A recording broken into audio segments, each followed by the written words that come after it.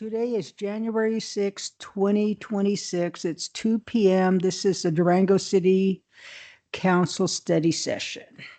Could we have roll call? Thank you, Mayor. Councilor Koso. Here. Councilor Lawyer. Here. Mayor Pro Tem Woodruff. Here. Mayor Yazzie. Here. And Councilor Gonzalez.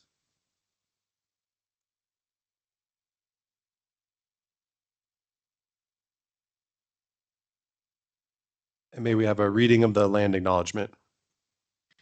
This is a call to honor and respect Indigenous sovereignty and self-determination. As residents and visitors of Durango, we are called upon to educate ourselves about the history and cultural heritage of the land we inhabit.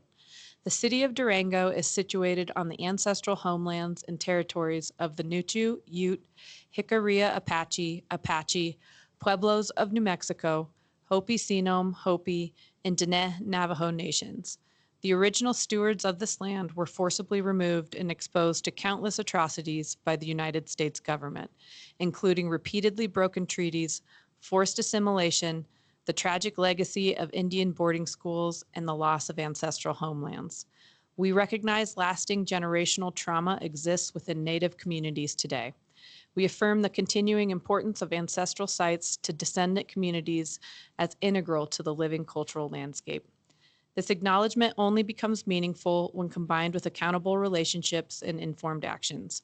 May this serve as a step toward inclusion and reconciliation. And under council requested presentations, the first item is the accessory dwelling unit regulation and adherence presentation. Good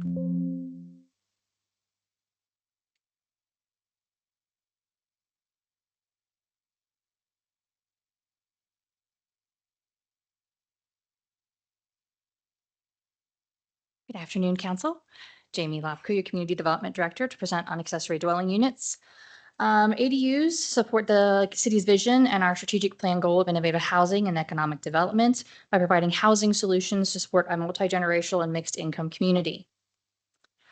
So this presentation is a result of a request from City Council for a few specific topics on ADUs. But before I dive into that, I want to provide a few points of background on the ADU program. It's covered in more detail in the memo in your packet. Then I'll get into the request from City Council to address accessory dwelling units adherence, including current enforcement protocols and alternatives for stricter enforcement. So an ADU is a secondary residential dwelling unit on the same lot as a primary home.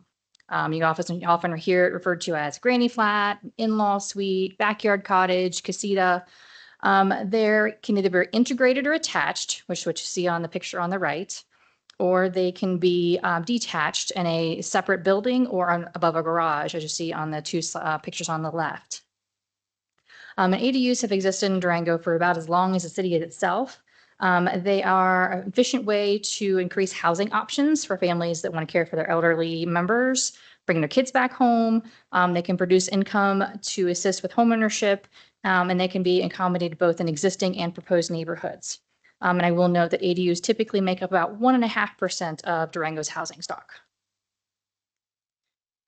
So in July 2014, we adopted a new land use and development code. And as part of that, ADU regulations were put in place for two of our zoning districts, which is the EN1 and the EN2 zones. Along with that, a voluntary registration program was created to help legalize ADUs that existed prior to these regulations. That program was then expanded in 2015 when the EN3 zone was brought into the ADU regulations. So while these regulations started out with just the EN1 and EN2 zones, they've been amended to expand to other zones, provide incremental updates to regulations, things like your parcel area limitations, your parking, and allowing alternative compliance, or what is commonly referred to as an administrative variance done by staff for certain standards. These changes have been made to bring clarity in the regulations and provide additional opportunities for ADUs, and that is covered in a lot more detail in your memo to show you the timeline of the progression of that. So what are our current regulations right now? There is a limit of 1 ADU per parcel, and parcels that currently have a duplex on them are not eligible for an ADU. They must be owner occupied, meaning the property owner has to either reside in the primary dwelling or the ADU. The maximum size is 550 square feet.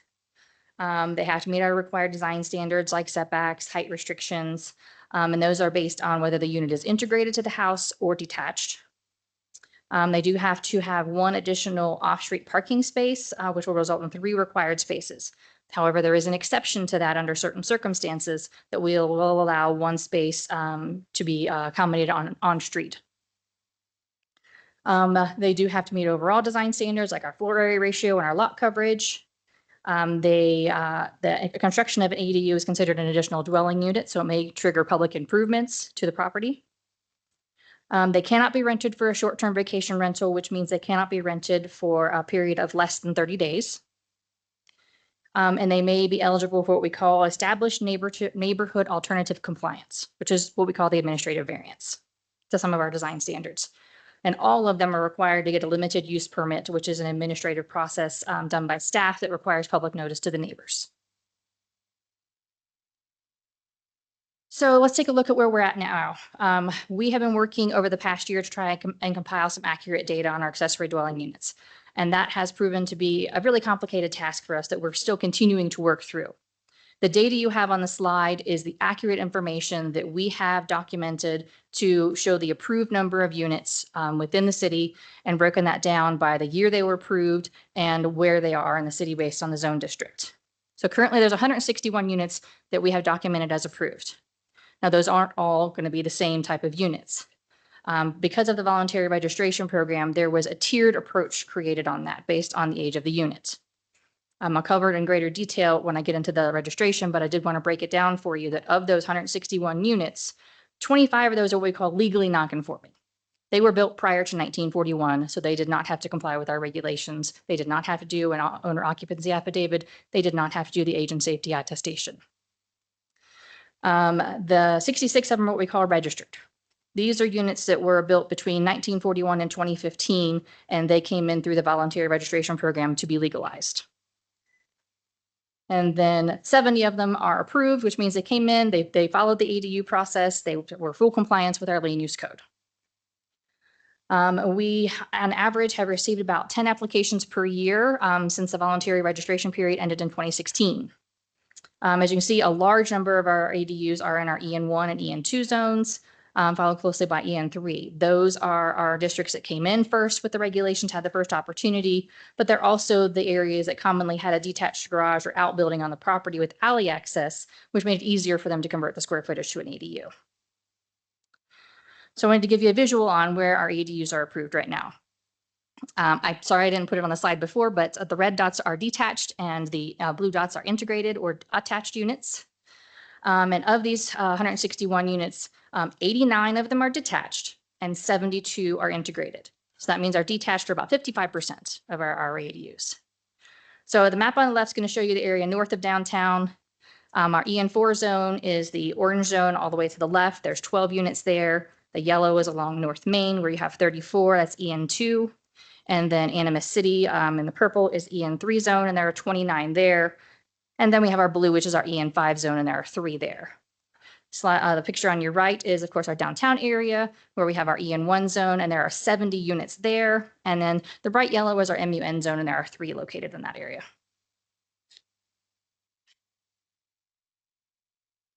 All right, so let's get into the voluntary registration program. So in 2014, when council approved the new land use regulations, they created the voluntary registration program to allow units that already existed to be legitimized without penalizing the owners. That was the premise behind that. So community development proposed a phased incentive-based approach to try and catch the interest of property owners to come in and apply voluntarily for this. So the first phase was for us to mail out to all the property owners in EN1 and EN2, because that's where it started, was in those 2 zoning districts, and let people know of the voluntary registration process and the new regulations that were put in place by council, and ask them to come in if they had a secondary unit. Well, this resulted in approximately 300 registrations. The complicated thing with that is it wasn't just for ADUs. It was for anybody who had a duplex or another multi-unit on their property. And so staff has had to go through over the years and try and figure out, what was this registration for? Was it an ADU? Was it a duplex? Or was it something else? And so the data that we have now is pretty much based on that. And we're still actually working through that, trying to figure out where we are in the process for those. So as part of the registration, we tried to identify the approximate age so we could determine which of the tier they were to go through. So based on that, there were different requirements. So the units built prior to 1941 are our legally non-conforming units. They didn't have to meet the new regulations, they didn't have to do the owner occupancy, and they did not have to do the age and safety attestation. Owner of these were given a letter from the city acknowledging that their unit was legally non-conforming, and it was allowed to stay as such. However, if they make improvements to the structure, more than 67% of the fair market value, they would then have to come into full conformance. For ADUs built between 1941 and 2015, they were given what's called an acknowledgement and agreement. It's something that was signed both by the city and the property owner to formally legalize the unit. They were asked for a basic site plan and a floor plan, and they were required to have the owner occupancy, or they could request a waiver. We do have 17 properties out there that have a waiver of the owner occupancy requirements. And they were required to do the age and safety attestation, and they were allowed to pay a prorated fee based on the age of the structure. For ADUs that were built after 2015, require full compliance, they got to get the limited use permit. They are required to still have the owner occupancy, but of course there's no age and safety because the city is doing inspections on those properties. So to clarify a little bit on the owner occupancy, it's a notarized document that is recorded with the county, and it says that the owner is going to comply with the standards related to owner occupancy or request a waiver of those standards. Now, the age and safety is the same as a similar notarized document, but it asks them to attest to two things: that the unit is safe and habitable, and that the owner will ensure and maintain the safety and habitability of the unit in accordance with city and state codes. And the second part of that is that the city of Durango has not certified the unit for compliance with adopted building and fire codes, and therefore assumes no responsibility for the condition or life safety of this unit. And both those documents were to be recorded by the county and a copy provided to the city. So while the owner occupancy is still required for any new ADU, we do not require the age and safety attestation any longer because we do full inspections prior to a certificate of occupancy. So I will note that when the voluntary registration program originally launched, inspections of accessory dwelling units were included as part of the process. After the first month of attempting to do this, staff came back to council and reported how time consuming it had been, taking up to 4 hours for each unit for them to do, and they just did not have the ability to continue to do that. And based on discussion, inspections for the units that existed prior to 1989 were removed from the process. But it is important to note, staff doesn't actively do inspections on buildings that have already been constructed. If it's not something that we saw during construction, it's not something we're going to inspect and certify. We don't go out and inspect any of the older structures that are in the building. The only time we're going to do that is if somebody comes to us and has a building permit. And even then, we're only going to inspect the new construction. We're not going to look at the rest of the structure. We're only looking at the scope of work on that permit. All right, so let's talk about owner occupancy. The requirements are in the land use code that either the primary residence or the accessory dwelling unit must be owner occupied. So as we discussed earlier, we do have the requirement for the notarized and recorded owner occupancy affidavit. That's required when the unit is permitted, as well as a requirement for it to be renewed on a biannual basis to ensure continued compliance. Second part of that is there is only one unit can be rented, meaning owner occupancy, unless an exception is granted for a temporary absence for the owner. There's some documented things in the code that allows the owner to ask for an exemption for a certain period of time if they need to be away. And the last thing is if there is noncompliance, we could pursue causing the ADU to be vacated or removed and have a property go back to being a single dwelling property. So one of the items that City Council requested was related to enforcement of current regulations. So I wanted to share the status of the owner occupancy affidavit requirement. So the biannual requirement to renew owner occupancy has not been enforced up to this point. When somebody applies for a limited use permit and get the initial ADU approved, absolutely, we get the owner occupancy affidavit. But we have not, at this point, been able to keep up with getting the biannual process. So let's see. Right now, based on our research, I can tell you that more than half of the on our approved list do not have an owner occupancy affidavit on file. But I will note that 17 of those properties have a waiver and 25 of them are pre-1941, so they did not require them. So we do have a few that are exempt from that. There's also a requirement for purchasers of a property that has an ADU to submit a notarized and recorded owner affidavit within 60 days of when they purchase the property, which again, has not been kept up to date. That's very difficult to track. But we have capabilities to look in GIS. And so we did research that. And from what we can tell, about 40% of our ADUs have changed ownership and need a new affidavit. So next part of that is current enforcement protocols. So one of the outstanding issues that wasn't resolved as part of the voluntary registration was how do we handle ADUs that didn't voluntarily register or didn't complete the registration requirements? So based on the registration information that we have, we are aware of at least 70 units that exist that either did not complete the registration requirements or did not meet the requirements of the program. Some of these have information on enforcement efforts that began with no documentation that it was resolved. And some of them only have a voluntary registration application filled out with no other information. So when it comes to enforcement, there's some concerns with completeness that I wanted to point out so you're aware. Currently, staff only pursues enforcement based on complaints on properties that are seen by staff doing construction without a permit. Or we do sometimes get complaints from the SeeClickFix on the city's website. People will report things via that, and we do investigate those. Other than the ADUs that we're already aware of that on the voluntary registration, they're difficult to identify. It's difficult to establish the legality of some units because some have gone through part of the process, and then there's no documentation. But also not all complaints are violations. This is where it gets a little confusing because some of units are permitted and some are detached duplexes and some are just living space. So we have what's called a detached duplex here, which basically looks like two homes on a property or a unit above a garage and a home on a property, which can be very much mistaken for an ADU. Detached duplexes are very much less restricted and they're a larger size than an ADU. So that's where we have to keep in mind that looking at those, we have to make sure what it is before we go down the process of trying to regulate it. The other complication is some of property owners add living space to their property, which means you can add a bedroom and a bathroom above your garage. That's not an ADU. That's just living space. And so we ask you to sign what's called a non-living unit agreement with that basically stipulates you understand this is not a dwelling unit. You cannot add a stove in there.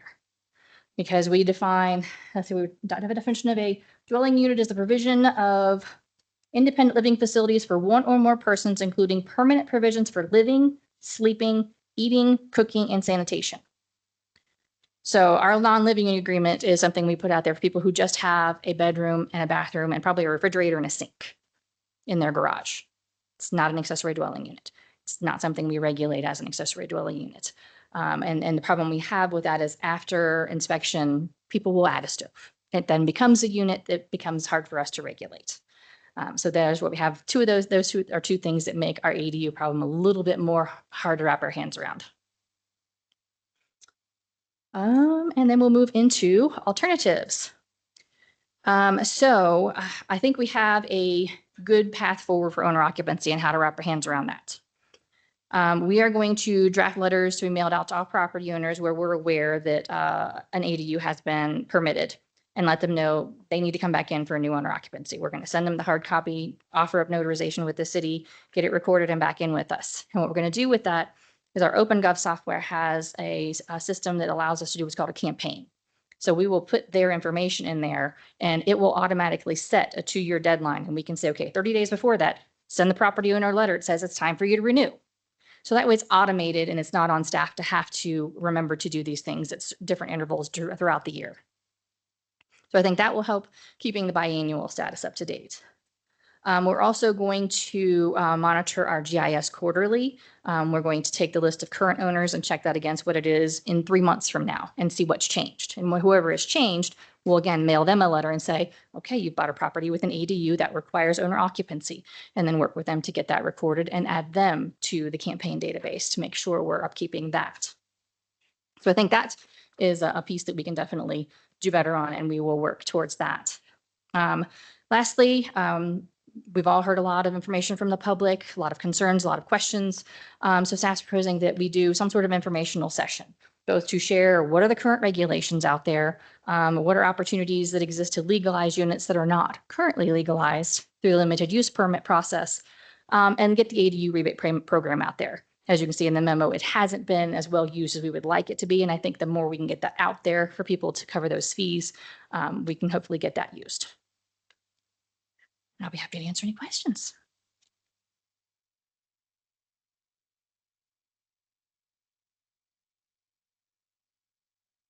Jamie, I got a lot of questions, so I may take a breath and roll away from this. So some clarifications just on the presentation, and I want to give myself credit for not interrupting you in the middle of the presentation. So anyway, yeah, thank you. The detached duplex, can this be above a garage? Yes. Okay. Can you just explain to me the difference between a detached duplex and an ADU, or is it just so technical that I would be burning up my limited time? It's not technical. The detached duplex is only allowed in the EN1 and EN2 zones, Okay. but you have to have a larger lot size. Okay.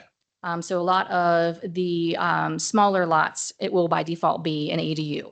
But if you have a larger lot, it could possibly be the detached duplex. And it comes with, there's no unit restriction size. It can be any size. And there's no owner occupancy requirement with it. Okay. From what you just reiterated to us, first, I want to state you were not here in 2015. You were not here in 2020. This is something you've inherited. The team is doing the best they can with the situation that they inherited, and I really respect that. So thanks for the time and the energy that you put into this. I had no idea how complex this was, to be honest with you, and I find myself in need of some materials or some tables to take what you've just shared and be able to digest it a little bit better. And I don't know how to ask for that appropriately or not, but if this gets deferred, or I would love some follow-up that really does talk about the different types of ADU exceptions that are out there, and what you see from a numbers perspective from total ADUs, how many are in each of those categories of not fulfilling the owner occupancy, or didn't go through the process, or. Does that make sense? I just got lost in the complications here in many ways. So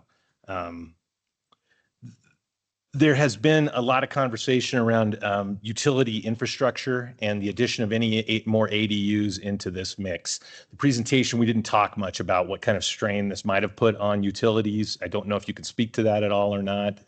I guess I just wanted to make sure that we were talking in some way, shape, or form. If we're talking about opening things up for more ADUs, what kind of impact has the past addition of ADUs put onto the public works? Can you answer that in any way, shape, or form?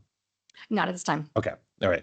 So that piece of the conversation, I think we need to include in some way, shape, or form. I'm sure that's Public Works getting pulled into this, and they're probably very happy I'm pulling them into this as well.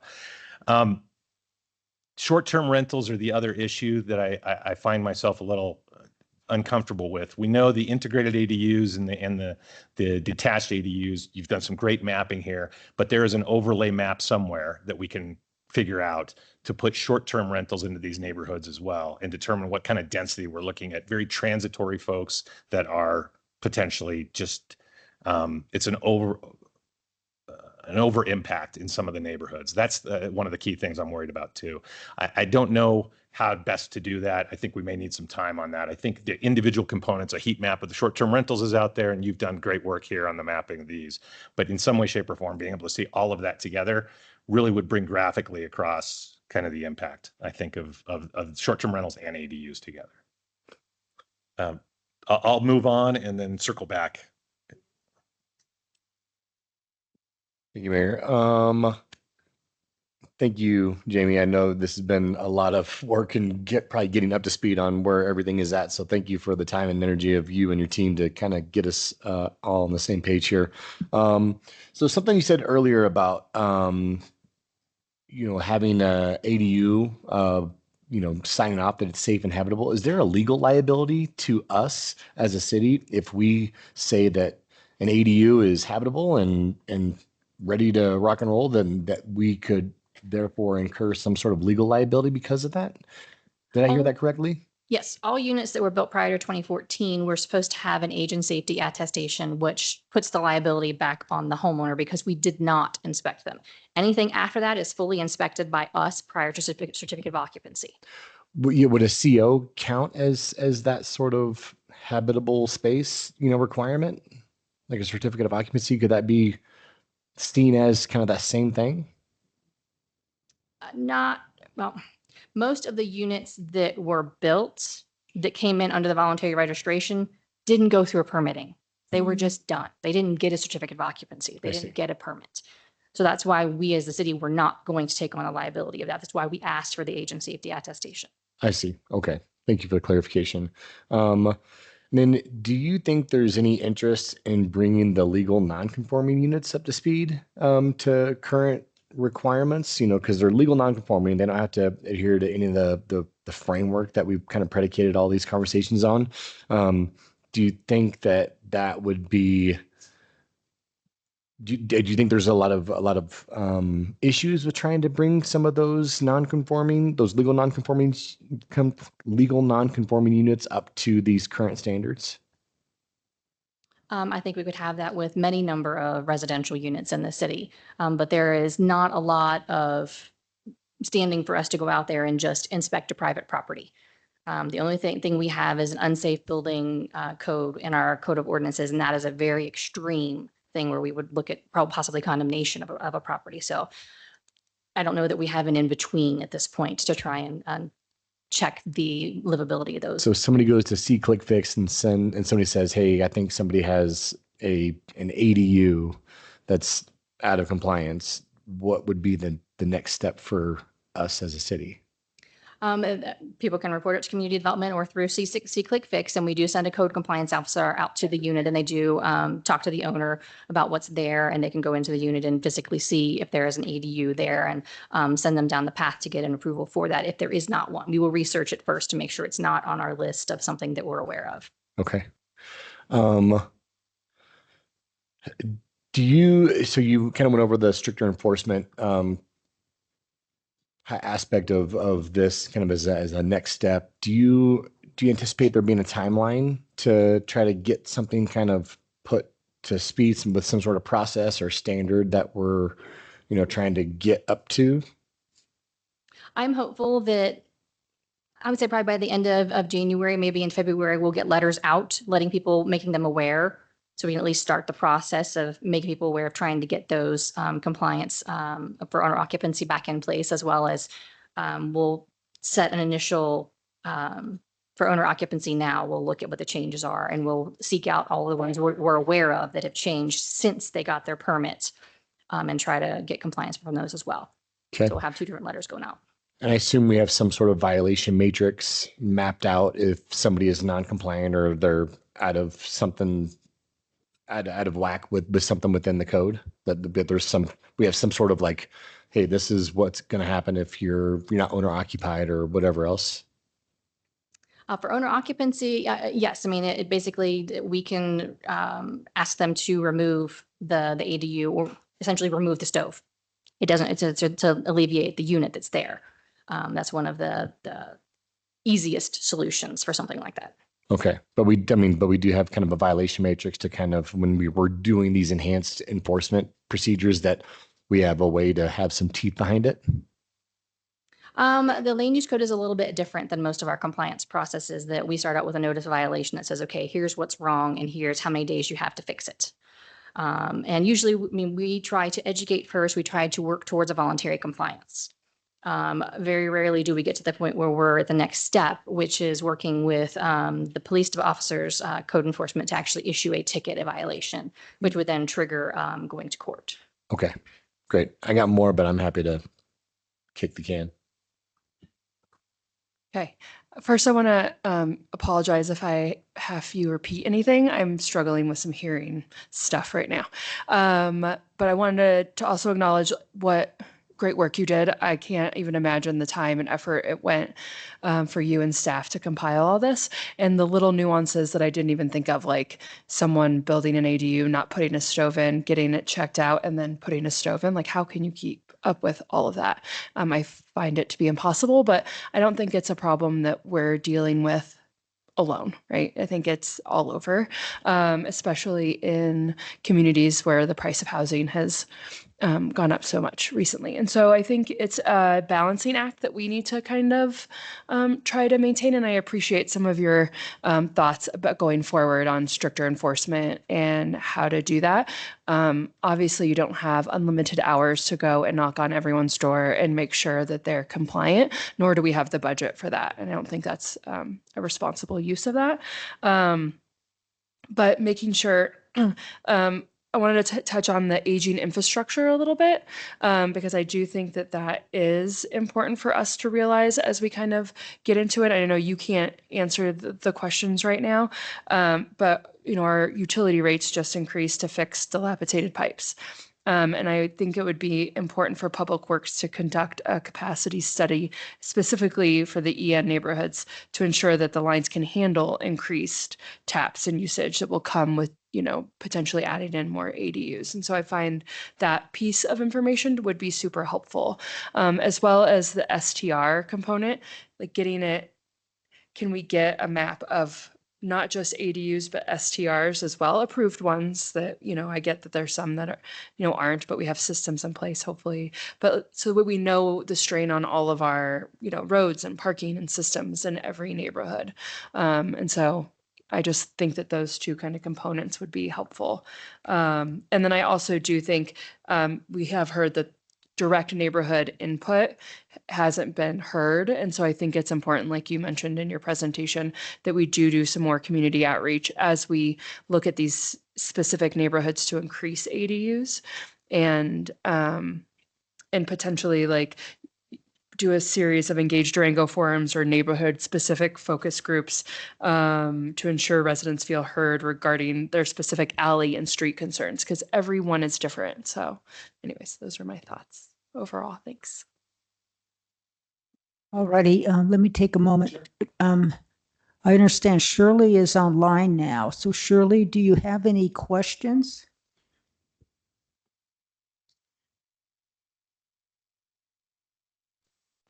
Oh, can y'all hear me? Yes. Oh, interesting. Okay, great. It worked. So thank you so much for the presentation. I don't really have any questions, except for that you didn't mention anything about parking, unless I missed it. Is there any parking requirements, or is that a whole separate presentation, or what is the requirement for parking related to ADUs? Parking was covered under the current regulations, and there is one additional space required. So basically 3 spaces for the property. However, there is a provision that allows you to utilize one of those spaces on street under certain circumstances. Okay.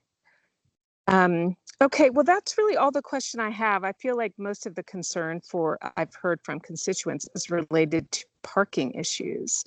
So I think if we can get that kind of squared away and resolved, that's really what I feel like has been such a big complaint. So, but I'm standing by if I think of anything else. So thank you for plugging me in, Mayor. I appreciate it very much. Thank you. Kip?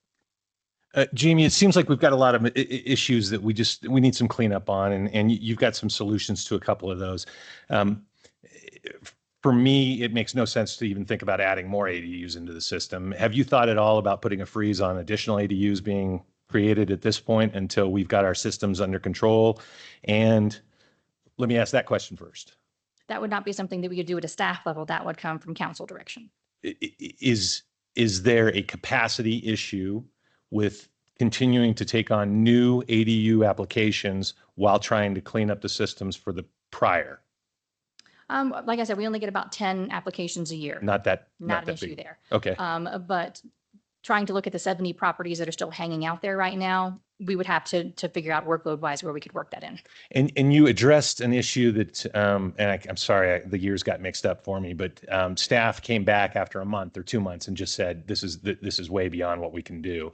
Are we in a different position now, or are there limitations just from staff capacity, enforcement capacity, something along those lines that would keep us from tightening down this system a little bit better? Not knowing fully what they were looking at, and I think they were digging in and doing a lot of research back then that I Okay. don't know that we need to do now. We would not be in a place to inspect something that's already been built and covered up. There's nothing for us to look at that point. We can't tell what the wiring is behind the wall. Okay. So that limits what our ability is. But now bringing those into compliance is more about, are they on a lot where it's permitted? Do they meet the design standards? If they don't, can we go through the alternative compliance and gain that compliance? So it's going to be a larger process with a lot of moving parts of trying to negotiate things that maybe were not in a place to be permitted since they're not conforming. So fair to say that it's something would be triggered if there is a danger to the inhabitant. If we had an ADU in our block and they stepped out of the shower and their foot went right through the floor. I mean, if there's a real problem with the ADU, then they can complain to the city and something would follow up at that point. And on the flip side, new ADUs coming in or this backlog of ADUs that just haven't been keeping up with owner occupancy, we can catch up with those. Yes, all the new units are being inspected. That comes with the process, and we're going to put things in place for the owner occupancy. Okay. Just to clarify for me, and I'm sorry you're repeating this again, the grandfathered units that were given, you don't have to worry about this application. And until they do 67% remodel, we would never even touch those units. They could be falling apart on us as far as the owners want to let it. And we've got no recourse on those, correct? No, sir, not unless they apply for a building permit. Okay. All right. Thank you.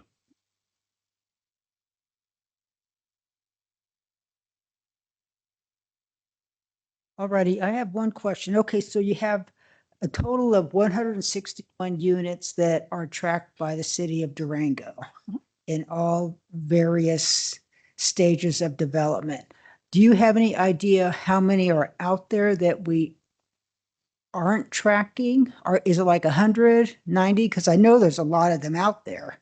Yeah, there's at least 70 that we're aware of that came through as part of the voluntary registration that never came to resolution. And staff just has not had the ability to follow up on those. Okay, so are you saying that it's 70 plus 161? Okay. Thank you.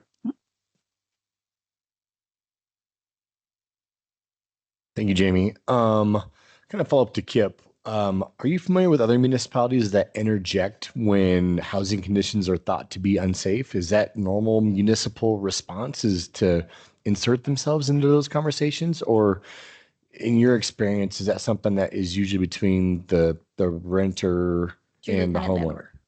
Okay, but never, I mean, have you heard of other municipalities that kind of insert themselves in those conversations? Not unless it becomes an unsafe situation where we've considered condemnation of the structure. So, and is that where we could potentially come in if there's a potential condemnation of a structure that where it is uninhabitable for anyone to live there? Right. Okay, but normally in normal circumstances, if somebody complains that their foot fell through the floor, it wouldn't be the city or municipality's response to come in and do something about it. It would be between the landowner and the leasee. Right. Okay. Thank you. And then when I introduced this back in October, September, we were talking about just EN3 for the allowance of detached units, only EN3 and detached units, correct?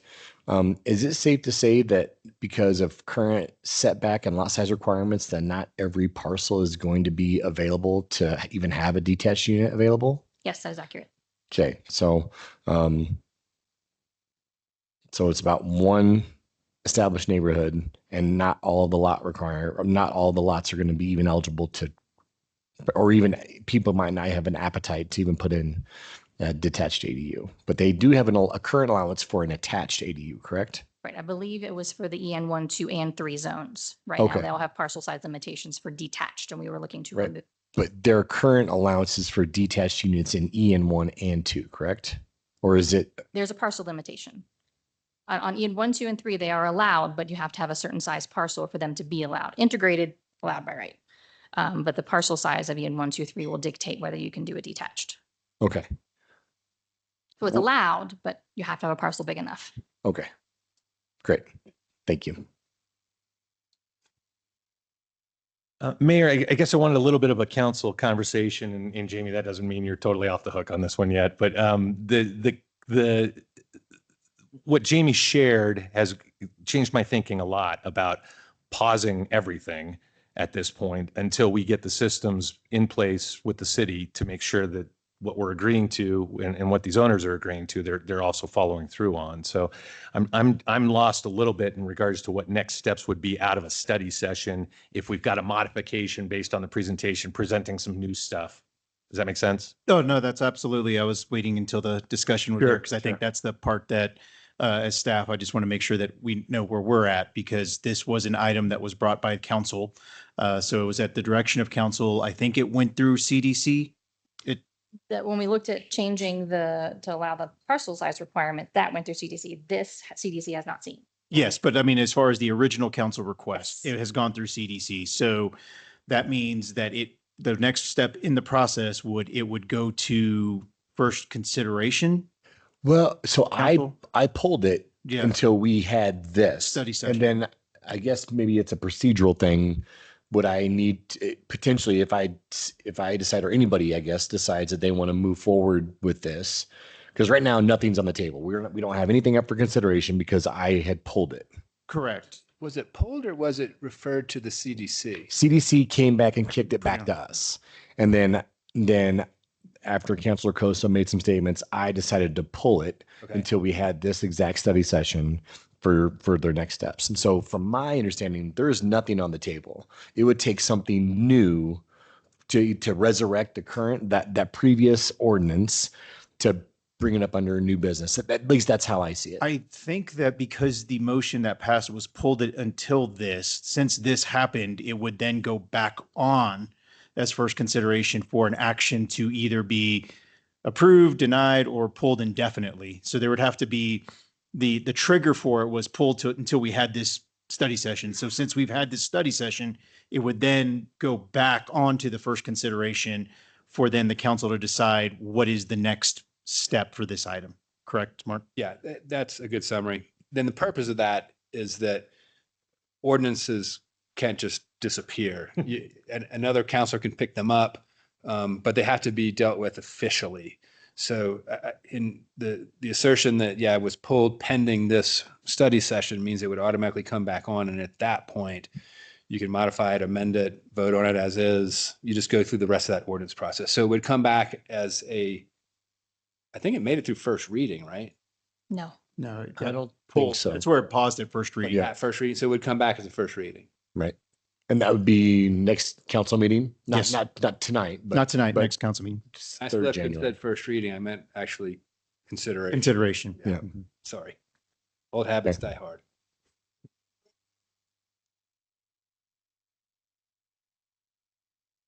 Well, I think we have a few different options. We Mhm. can either vote for yes or vote it down and remove it, or amend it to however we see fit if we want to do more enforcement. This would be one way to continue the conversation. Which, yeah, so that's probably what I'm asking is what's the best way to continue this conversation? I think I'd love to see some follow-up on the data that Jamie shared today and represented a little bit easier, better digestion. And then also there's just several issues here to talk about. So, yeah. I think we'll be able to discuss those at Okay. the next council meeting. Okay. And then, because it will be up for consideration. And then that would allow us to have the conversation on the dais about what we think about it, yes or no. That would happen at the next council meeting? Yes, sir. I'll be out for that council. Shoot. So, I know. So we'll deal with that internally. It would be nice in that council meeting if you had a list of things that you're already planning to change, like we're doing X, Y, and Z, like concise, so we can kind of, does that make sense what I'm trying to say? Like we've changed these things already for the stricter enforcement. These are our plans for compliance, just so that way I understand it. Okay. Okay. Can I just ask, can we find out if council's okay tabling it until the following council meeting and not at the next council meeting? I know that's a little irregular, but this is an It's issue. going to be to Mark on that. And I've been elbows deep on this one, and for me to be absent is I am frustrating. confident that your fellow counselors will do you the favor of tabling it until you can be here. That's been the common practice, Yeah, we've done that before. Okay. So it's Okay. not like we haven't. but it needs to be done at that meeting. I'm not moving it. Yeah, I think that would be just fine. So maybe the first meeting in February. But we'll table. Don't it. do You'll that have now. to table Okay, it sorry. when it comes at the next meeting. Or yeah, for the next. Okay. I can see more questions coming once some of the data that Jamie shared comes back out. We'll just take that on as one-on-one questions. Is that? I do have the follow-up items. We'll try to get them to the council as soon as we're able to get them. Makes sense. Hopefully, we're able to get them now that we have, it seems, well, I'm going to take that back.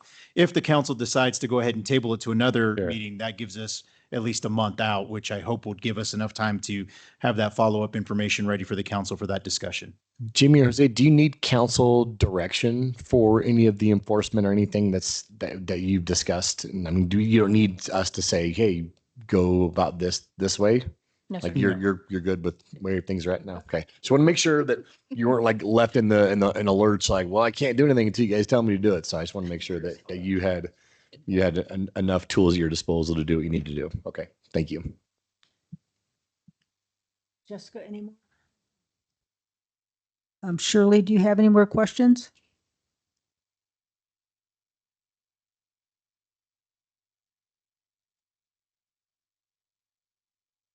Okay, hearing no response from Shirley and no raised hands, let's move on to the next item. And the next item under council requested presentations is the Resiliency and Recovery Fund presentation.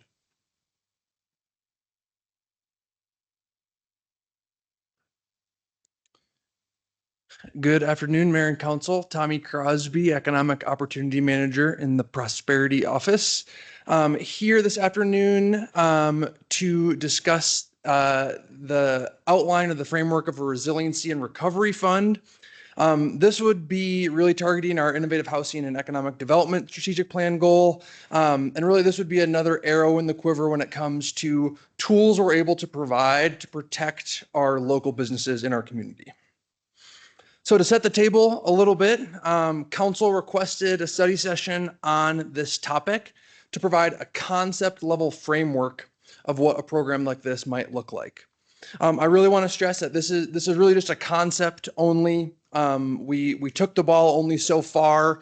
We didn't go really into the weeds of some of the minutia of what this program would look like. We wanted to provide maybe not a 30,000, we'll call it a 10,000 foot overview to council of what a program like this could look like. Our goal today is to provide an overview of that framework and start to build the house a little bit on the structure of what a program like this might look like. So the situation at hand, we have occasionally rare, high impact, unforeseen incidents that can have a really disproportionate impact on small businesses in our community. When I say rare, since 2023, there have been 3 documented incidents that kind of would fit into the criteria of a program like this. 2023 to 2025, there have been a total of 3. We're looking at targeting gaps where private insurance is denied or doesn't quite fit into the situation.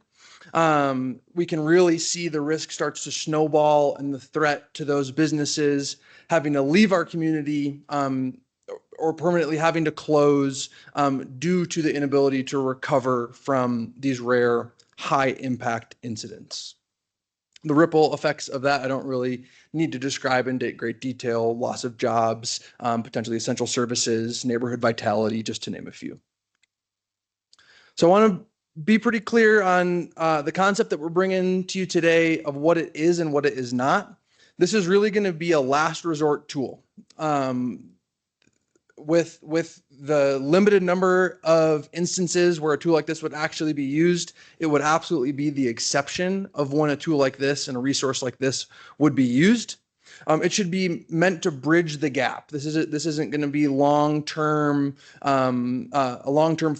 source of funding. This would really be bridging that gap to make sure that a business can keep its doors open and remain in our community. And then this is meant to complement private insurance, not to replace.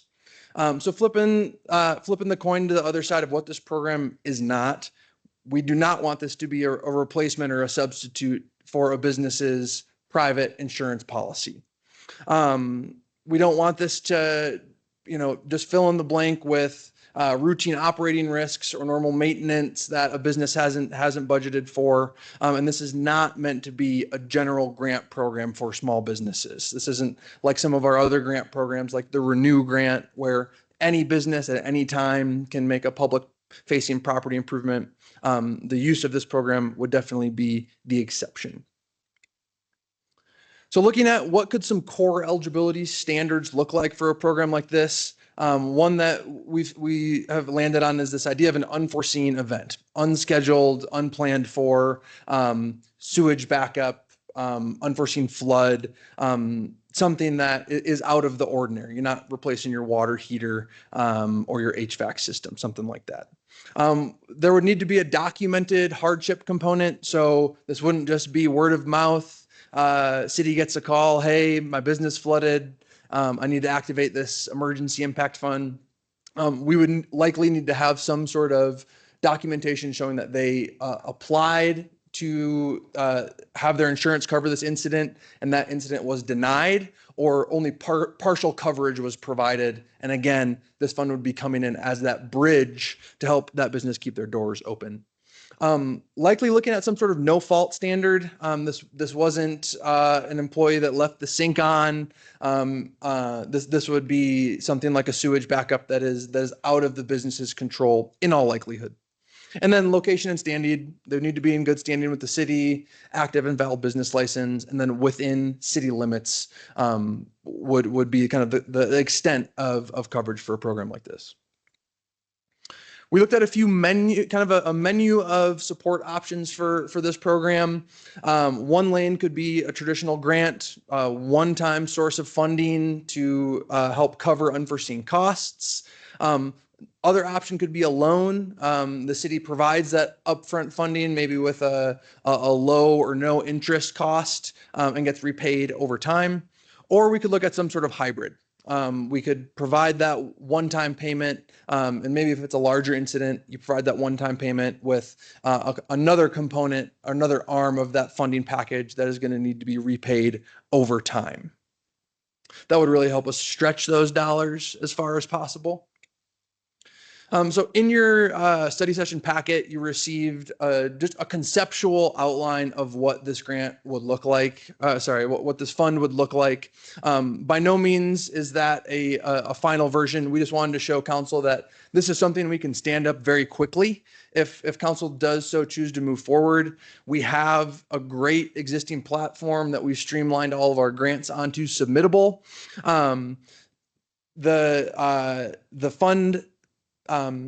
The funding application that was included in that packet was just kind of boilerplate of giving you all example of what that might look like, but the exact questions and verbiage would change significantly based on how and if council chooses to move forward. The nice thing about Submittable, it's kind of a one-stop shop.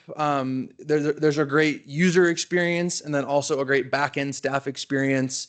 You can have the applicant submit and then they get routed internally to other city departments for review and approval. They can upload all their documents to one streamlined software.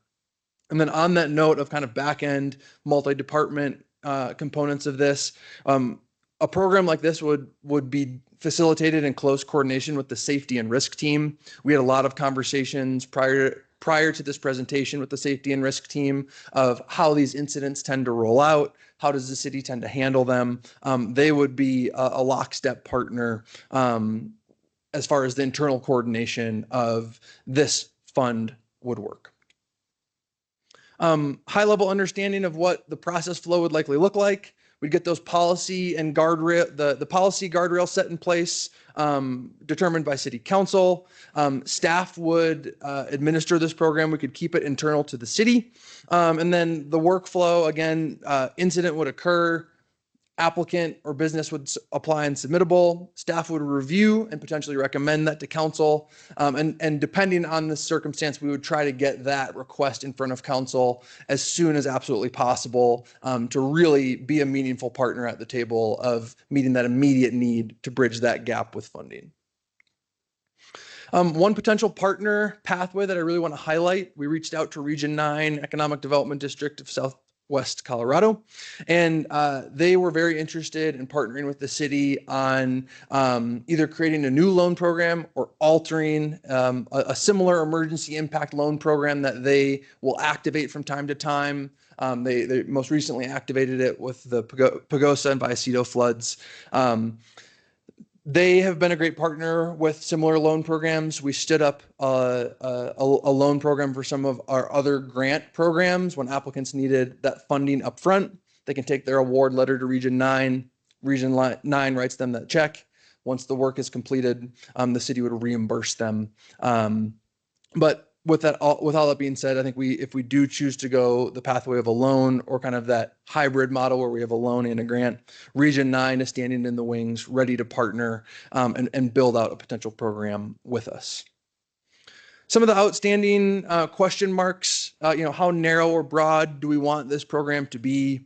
Do we have a preference for grant, loan, hybrid, and then some of those guardrails that we want to put in place if this program is to be established? Is there a cap for incidents? Do we look at a fixed dollar amount, or do we look at the percent of total hardship costs? What are those documentation minimums? Some important questions that we would seek to answer depending on direction from council. Potential next steps, again, this was meant to be a high-level conceptual overview. If council expresses interest, staff would really get into the weeds and start dissecting what a program like this could actually look like. And we would bring that back to you all as seen appropriate. I'm happy to answer any questions, comments, or concerns that you might have.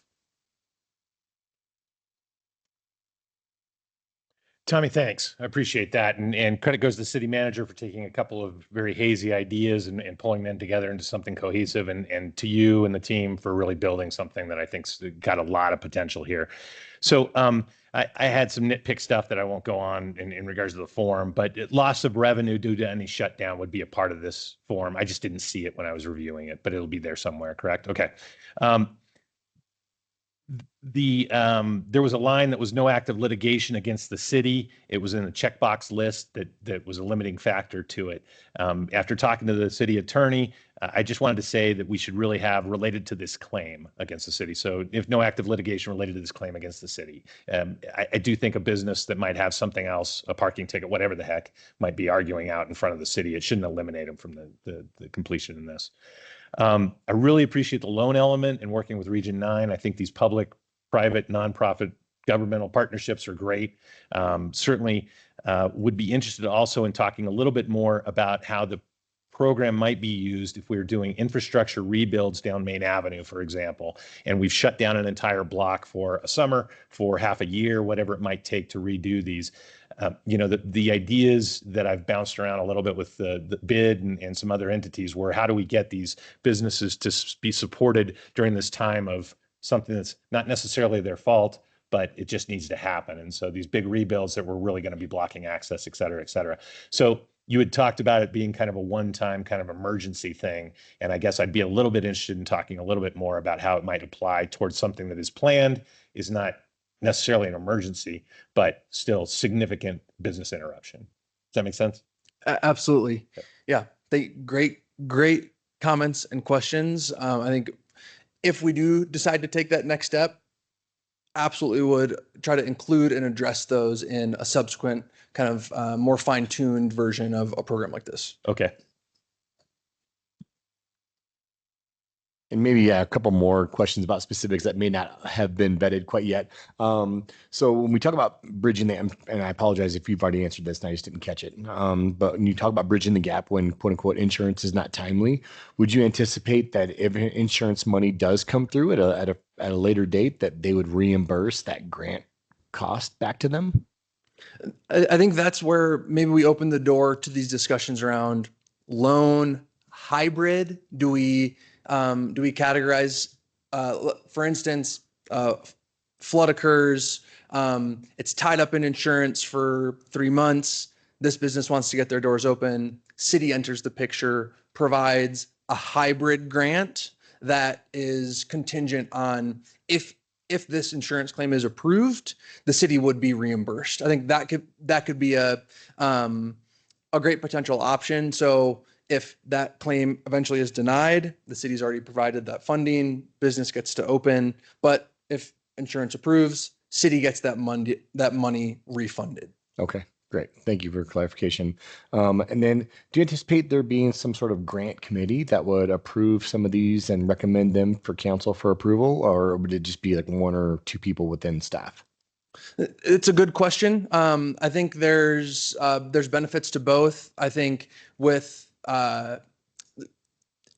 with a program like this, I think smaller might be better just to be able to very quickly respond, and then having that additional layer of council approval. I think we have identified a group of community, both internal and external partners that could be a strong partner in a program like this.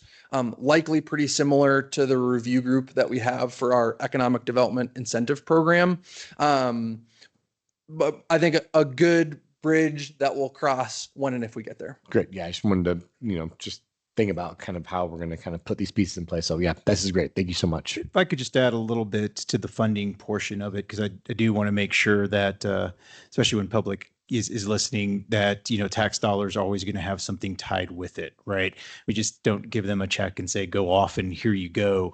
There was always going to be qualifiers that go with that, whether it is a loan until you get your insurance back and then that money comes back. There are things that will be associated with it. So I just want to make sure that as we go through that, there's always that component that it's a reimbursement or it's something that bridges that. And then when you get it fixed and we receive the money back, it does offer that assistance, but it would be limited. The other part of it is we're talking a little bit on the caps. I don't think that this is going to be something if we're talking hundreds of thousands of dollars or even $100,000. That's probably not what we're looking at. I mean, to be specific, this is probably like a 5,000 an occurrence, and I don't even know how many occurrences we could have on that. Just funding wise, we just, depending on where it goes, I want to kind of put some perspective on what we're looking to do. Maybe it goes up to 10 or 15, depending on where we're at, but be cognizant of just the financials that go with it. We'll continue to work on that as we go and look at funding side, but just want to make sure that we're kind of putting some ideas of kind of what we think financially might be feasible.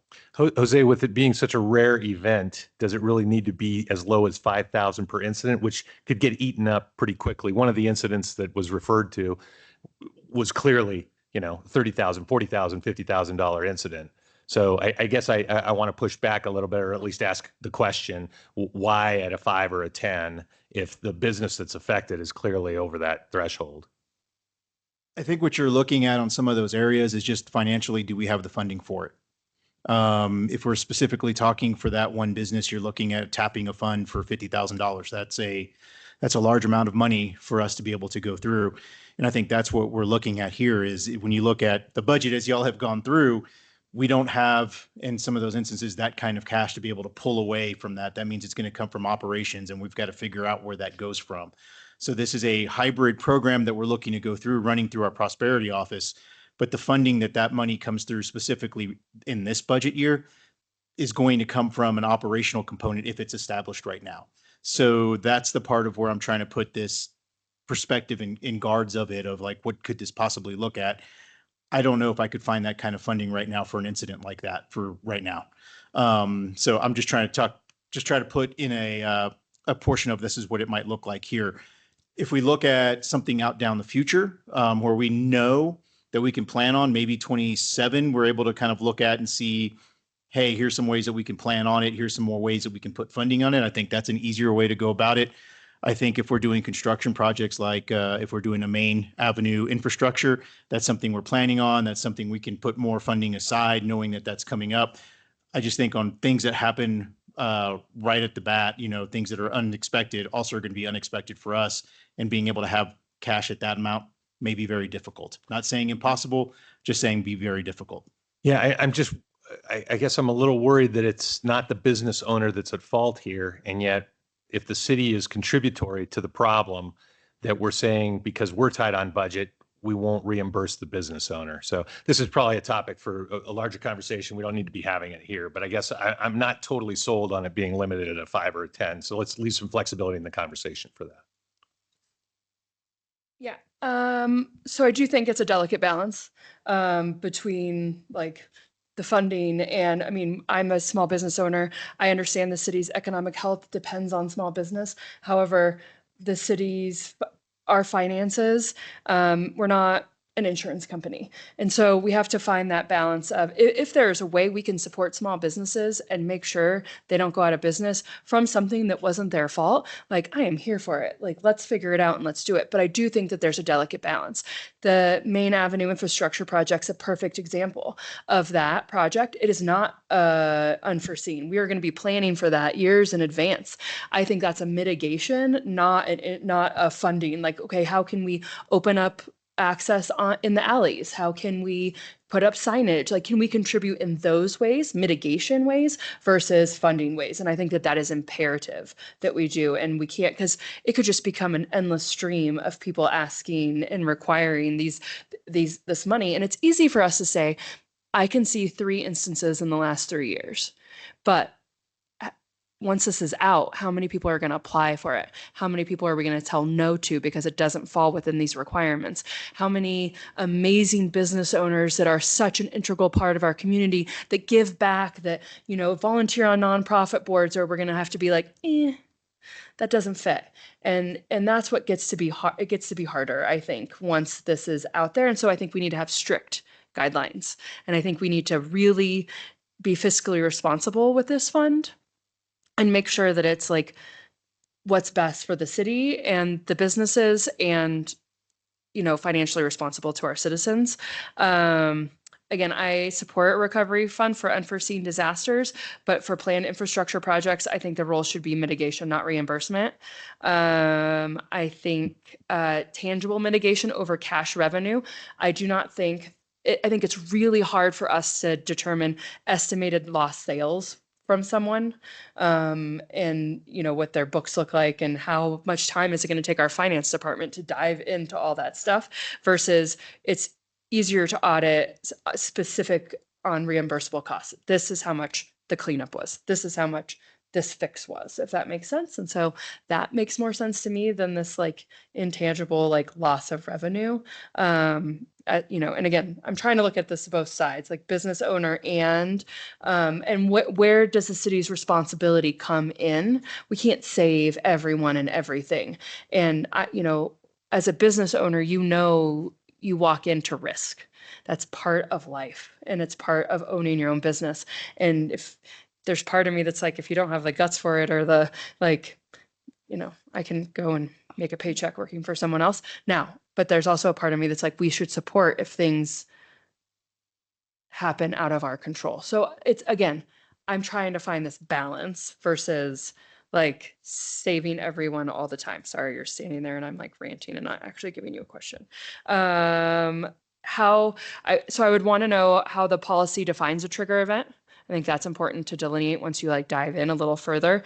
If a business claims lost revenue, how does the city plan to audit those claims equitably without creating an administrative nightmare for our finance department? I think funding sustainability, like how many years are we doing this for? What is the outlook? Or is it going to be a pilot program, or are we going to, financially sustain this fund forever?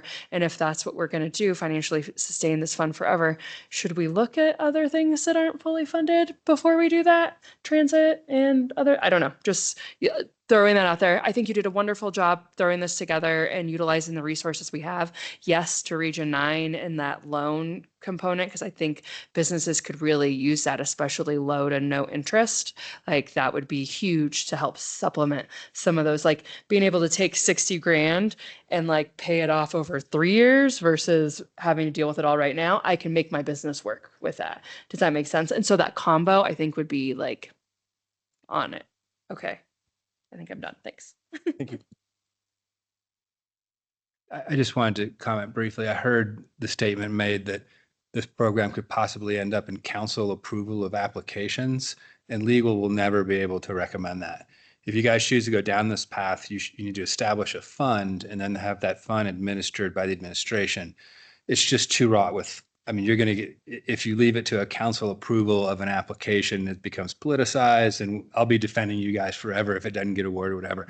So the advice is, and I think I gave this to Councilor Coso originally when he came with this idea, is yes, you can do something. You just have to create a vehicle, you have to create a fund, and you have to let it get administered by the administration, not voted on by the council for individual claims. I just, in response, Councilor Lawyer, I have a hard time when we keep saying that the city is the priority and not the small business. In this instance, it seems to me like the conversation keeps saying, here's all the things that could go wrong, and here's the slippery slope that we could slide down, and there's going to be all these potential problems, instead of going back to a small business that had sewage blown out because of city work being done and not getting paid back for an incident that was not their fault. So I guess I feel like we have to keep limiting this conversation to the very rare event that it is. It's one a year from what we've seen in the last 3 or 4 years. So the time, the money that might be invested, I don't believe that it's going to be so impactful that it could have supported the transportation fund or whatever else we're talking about in regards to where this money could go. And I think it deprioritizes the small businesses that we really are relying on for all of our sales tax. So at some point, I really do feel like we need to prioritize the small business in these conversations. I would just like to also maybe paint a better picture. The business flood, because there's also no backflow prevention by the building owner. So it wasn't just the city's fault. I think there's complicity with the building owner that there could have been something to do to prevent that. So just for clarity's sake. And then also the business doesn't pay the sales tax. The people pay the sales tax. The business remits. And so the people are the ones that pay the sales tax. And so I understand that we rely on those small businesses. They're the ones that are doing the risk, but I feel like, yes, small business is the lifeblood of our community, but it ultimately is the people shopping there that are paying the sales tax. The middleman is the business remitting that sales tax. And just real quick too, sorry. Go ahead. Like well, you said the sales tax or city versus business owner. And I just want to say it's more like taxpayer, constituent, fiscally responsibility. I'm not necessarily protecting the city. I mean, we are, that's our job, but like I'm responsible to and so when I get an email saying like, we don't save one business because I did, like, that's not your job as a city councilor. You just have to I just want to be aware of everything. That's all I'm trying to do is find that middle ground, not taking into account small business.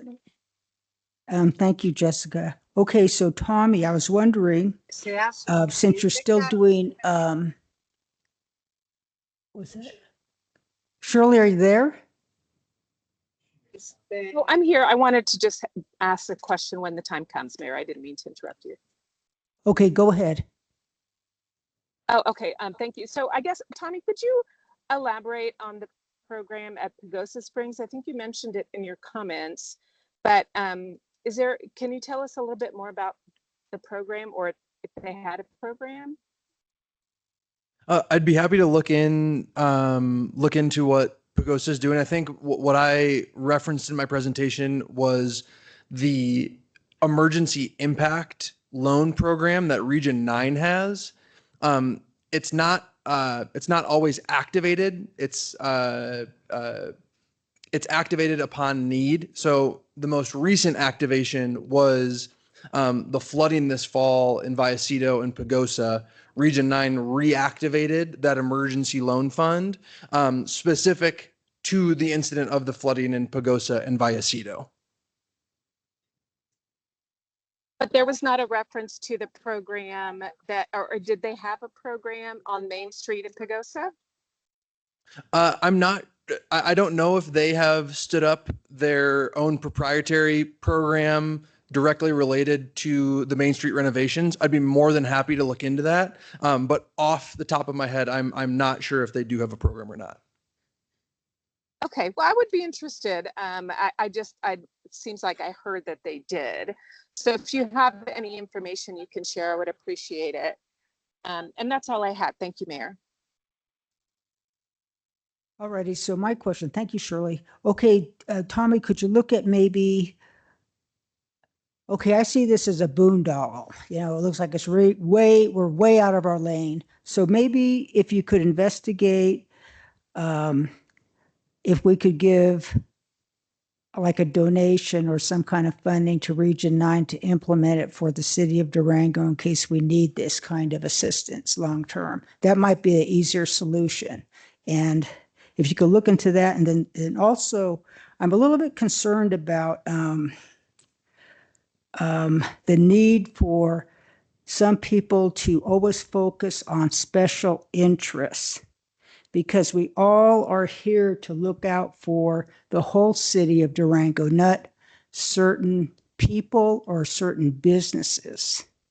And I'm just stating that broadly because I really am concerned about people bringing forward projects or initiatives that focus on their friends and family and special interests when we're supposed to be here for the whole city of Durango. So thank you. Mayor, that was a very lightly veiled accusation that I'm bringing up a special interest thing. So I'm just going to push back massively on that. I've got no interest in any of the businesses that have been involved in the incidents or the use of this fund. So I've been accused of prioritizing small business over the people that pay the sales taxes, and I've been hit with the fact that I might have been doing this for a friend. So I guess we can just go ahead and move this conversation on, but that's not going to stand as a public comment without some kind of pushback from me. All righty, any more comments? Mayor, one final note, would just like to clarify on tonight's regular meeting agenda. Council will see the local event marketing grant.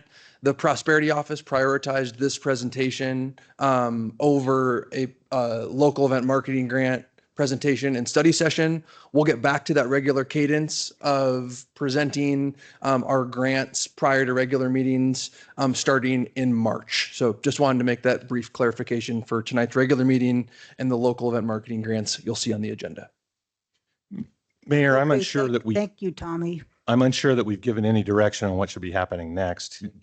There's no direction. Well, This is- what this council is looking for, he had multiple questions in his presentation. This about- is a study session and we've done our study. So unless there's any more questions on it, it looks like our time's up at 3:20 there to move on to the next topic. Nobody asked for a vote for direction, but Tommy had questions on what staff should be looking at to further this topic. I read that as like things to consider when we do talk about it. That's how I took it, but Mhm. I could be wrong. So to consider it, somebody will need to bring this up again as a new business to restart the process? I feel confident if there's something Tommy needs to address, he would have addressed it. The next topic. Thank you, Mayor. The next presentation is the recreational vehicle parking presentation.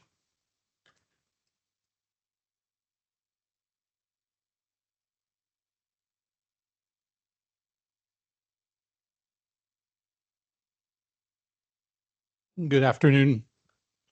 Good afternoon, Mayor, Mayor Pro Tem, councilors. Happy New Year.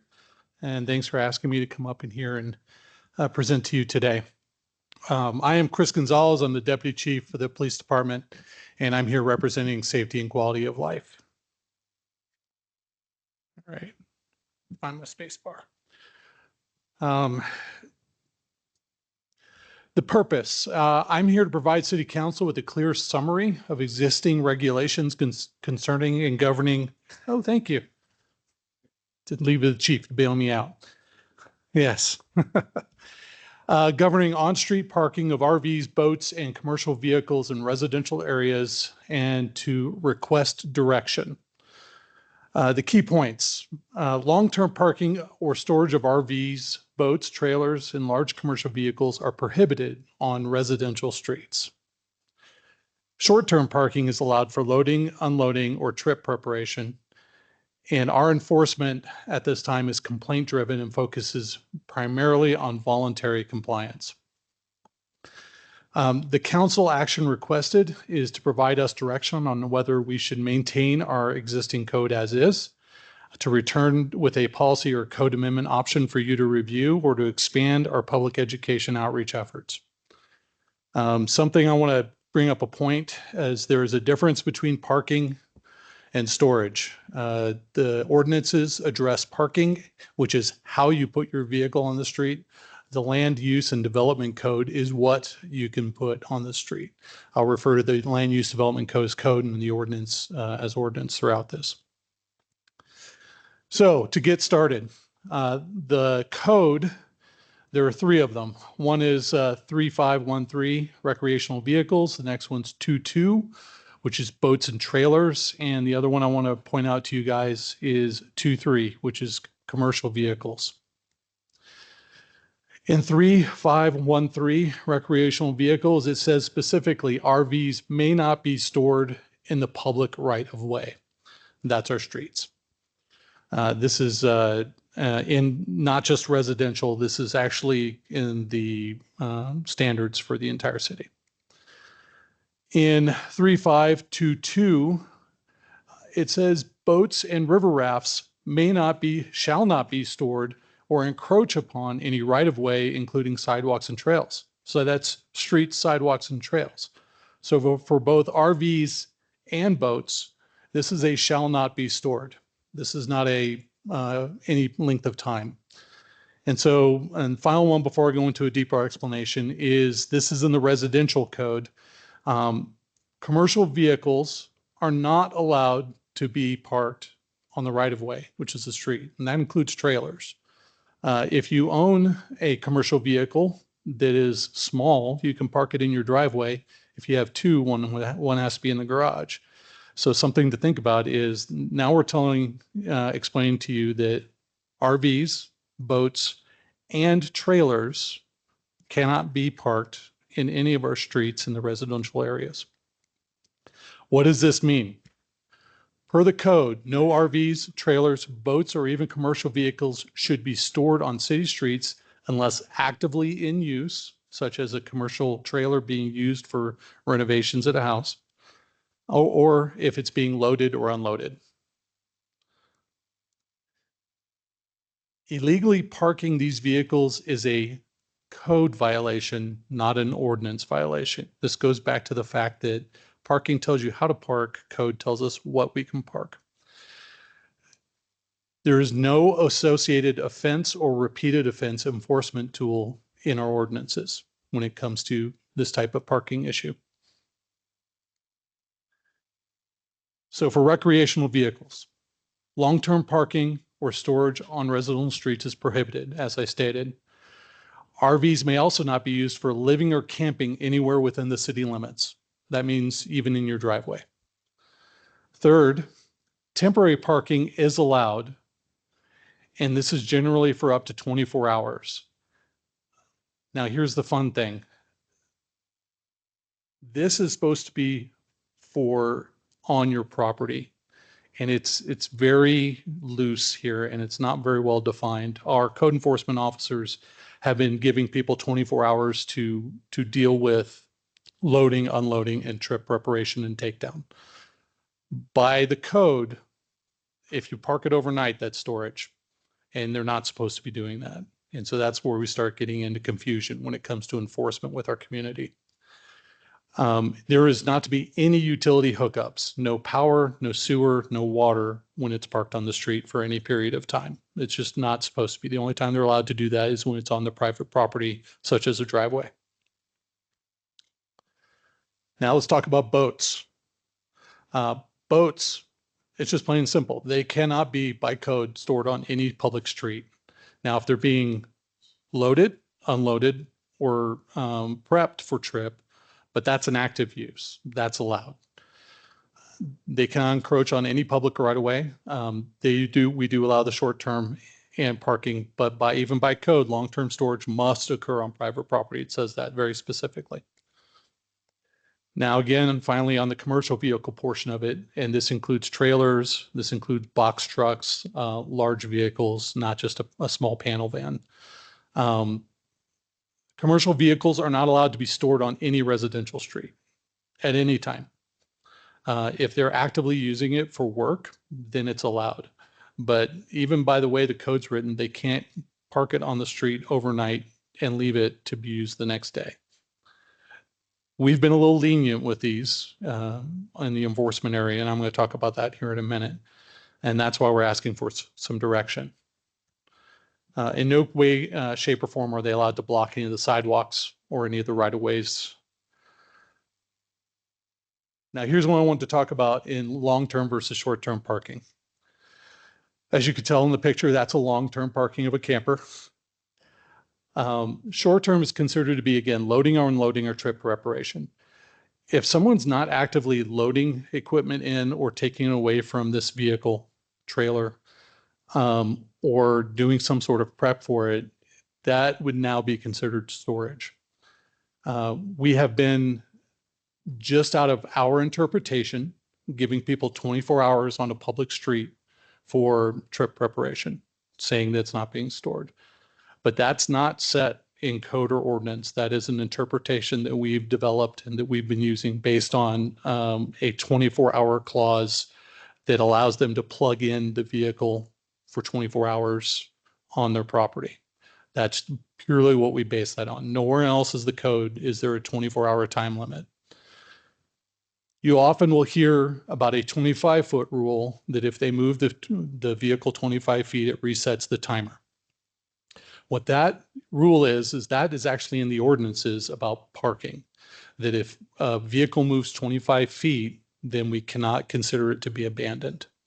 So if we have a vehicle that stays in one spot for an extended period of time, 10 days is the total, we can consider it abandoned. But if it moves 25 feet within that area, we can no longer consider it abandoned. But people are taking that and interpret it to mean that if they park a camper on the road and every now and then they move it 25 feet, that they're okay. I'm going back to tell you that any RV on a public right-of-way, including a residential street, they're not allowed to store it. So 25 feet movement or not, it's not supposed to be there. Again, long-term parking is considered storage and it's prohibited. And our enforcement is generally complaint-based. We don't go out looking for these problems. We usually go off of either a report into our communications department or a see-click-fix complaint. And that usually causes retaliatory complaints between neighbors as they start complaining on each other throughout the neighborhoods. So what enforcement action do we have at this time? We typically give a notice of violation, which is in code a warning. There's no fine associated with it. There's no penalty associated with it. The next tool we have is called a cease and desist, which is a more stern warning. By the code, if someone receives a warning for one of these violations, we are not supposed to give them another warning. At that point, they're supposed to be cited or summoned into court by our own code. However, we've been allowing multiple warnings to be given to try to get compliance.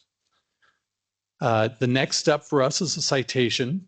Not a summons, a citation, but the problem is by code requires for us to have a fine associated with the citation to write them that ticket. There is no fine schedule. We asked the court to look for it. We couldn't find it anywhere. So we have no associated fine schedule for these type of infractions. And so we cannot cite somebody for this type of infraction, which leads us to our next step, which is a summons into city court.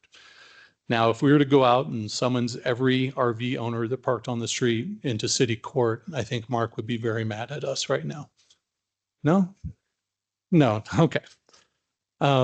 And for us, we've been trying through voluntary compliance to gain most of our resolution to these issues. And then the final solution for us, for someone who's absolutely unresponsive, is impounding the vehicle. And that is expensive because tow companies do not like taking campers. They do not like taking boats. One, because if the owner never pays for it, it's very difficult for them to turn them back over and make a profit off of it. And so they are very hesitant to take these type of vehicles and these pieces of equipment. Plus also, if you think about it from her perspective, I take somebody's work trailer with all their tools in it, and I've just now put them out of business, and that's not good. So we want to figure out a better way of dealing with these issues when it comes to people parking against the code on the public streets. So what we're asking from council is, one, to accept the summary of the existing land use and development code regulations as it relates to on-street parking of RVs, boats, and commercial vehicles, and provide us, and I'm going to delete a word, not policy direction, but provide us direction on whether additional code amendments, enforcement strategies, or public outreach efforts should be pursued. And with that, and in the words of Cousin Eddie, I forgot the ending.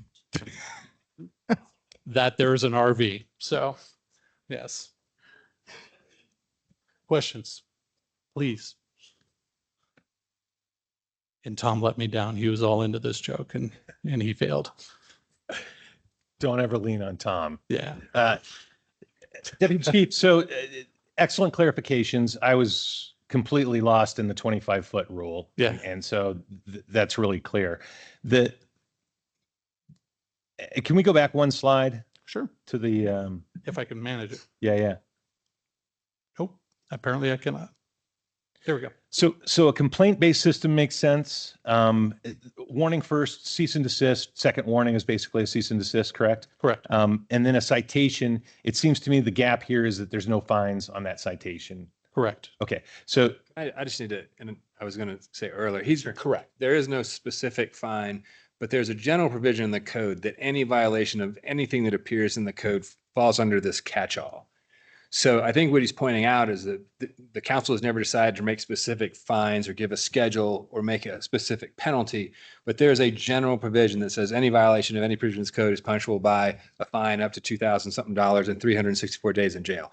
We would never put anyone in jail for parking an RV, but it is out there. And should the police department bring us something, my office would make a decision on prosecuting or not. So again, you're not wrong. I just want to know that clarification that generally we could, if we chose to, prosecute anything that he's brought up today. It's just a lot easier once a council gets specific about what they think the penalties should be. Makes it easier for the judge, makes it easier for me. Mm-hmm. So there could be a next step. There could be a next step that is asking for PD in conjunction with the attorney's office to come back for a schedule of fines. That's one option. Okay. Another option is to bring RV or illegal parking into the parking ordinance and allow us to issue citations, tickets that they can just clear up and pay in the front office versus actually having to go into court and argue it there. And we could actually, at that point, even bring it under the existing parking requirements, because right now, if you receive a parking ticket and you don't resolve it, you receive another parking ticket and you don't resolve it, we can then boot the vehicle. And then 72 hours later, if it's unresolved, then we can impound and remove it. That actually streamlines that system a lot, but it's a repetitive process. Putting a definitive fine schedule as to in the code portion of it allows us to write a ticket and have them come in and pay it for that particular infraction. Now, if they don't want to pay it, they want to take it to court, that's where Mark's point comes in, where it's up to $1,000 or 90 days in jail. We're not going to do that. But it's the judge's discretion as to where that ends up. But there's no schedule associated until it gets in front of him. Any idea from the PD perspective on what's the more efficient system? I mean, we're trying to get somebody to move their vehicle, right? So Correct. at the end of the day, that should be the goal. I think either direction has an enforcement tool. Right now, there's no penalty whatsoever for a person to leave their RV on the street illegally for an extended period of time. And we give them warning after warning. Having either a citation through the ordinance or a citation through the code is an applicable consideration because it puts a penalty there and makes it less expensive to go put it on the storage lot versus leaving it on the street. Yeah. One more question. Are there any other unique differences based on neighborhood? I had heard that Third Avenue had some unique restrictions that were not restrictions elsewhere. It just sounds to me like this has been an applicable code. We just haven't enforced it. Correct. I could not find a single exemption in a residential area for boats, RVs, or trailers or commercial vehicles in any way, shape, or fashion. Now, we often get people quibbling over what is sitting on the ground. For example, we have one of our community members that says that that's actually a trailer sitting there and disregard the boat that's sitting on top of the trailer. Sure. It's just a trailer sitting there. And since it's not a commercial trailer, it's exempt from the enforcement action. And so we get into a lot of interpretation that we have to deal with out in the field. But for us, through my reviewing of the codes, there is no exemption in a residential area for any of these items. Okay, great. Thank you. I mean, what really boils down to is people suck. I'm just kidding. I'm not allowed to say a little that, bit, ma'am. but not really. So I'm struggling with a couple things on this one. One, I've lived in up Florida Road, Animas City, North Main, and now up Clovis a little bit. And I have never seen an issue in any of the places I've lived in Durango with this. And so, and I've gotten one email complaint from a citizen in my 5 years on council now, will be almost 5 years on council about this issue. And so sometimes for me, I'm like, are we stirring the pot that doesn't need to really be stirred? Or are you seeing something that is a big issue and people just aren't complaining it to us, to me about it? They're obviously Kip has a different scenario. Anyways, that's one. No, okay. Yeah. You Is throw it them all an at me. issue? So it depends on what time of year it is. Summer. Yeah. So the summer it gets worse. Yeah. And the fall is when we really have to start ramping up because we have to pull the vehicles off the road to get ready for snow season. And that's when we get a little bit more stringent with our enforcement. And it depends on the neighborhood. Some neighbors are more tolerant of campers parked in the streets. Some are not. And actually, one of our code enforcement officers just recently developed, very similar to our homeless camp tool, an RV tool with all the complaints that we're getting. And it's not just RVs, it's commercial trailers, commercial trucks.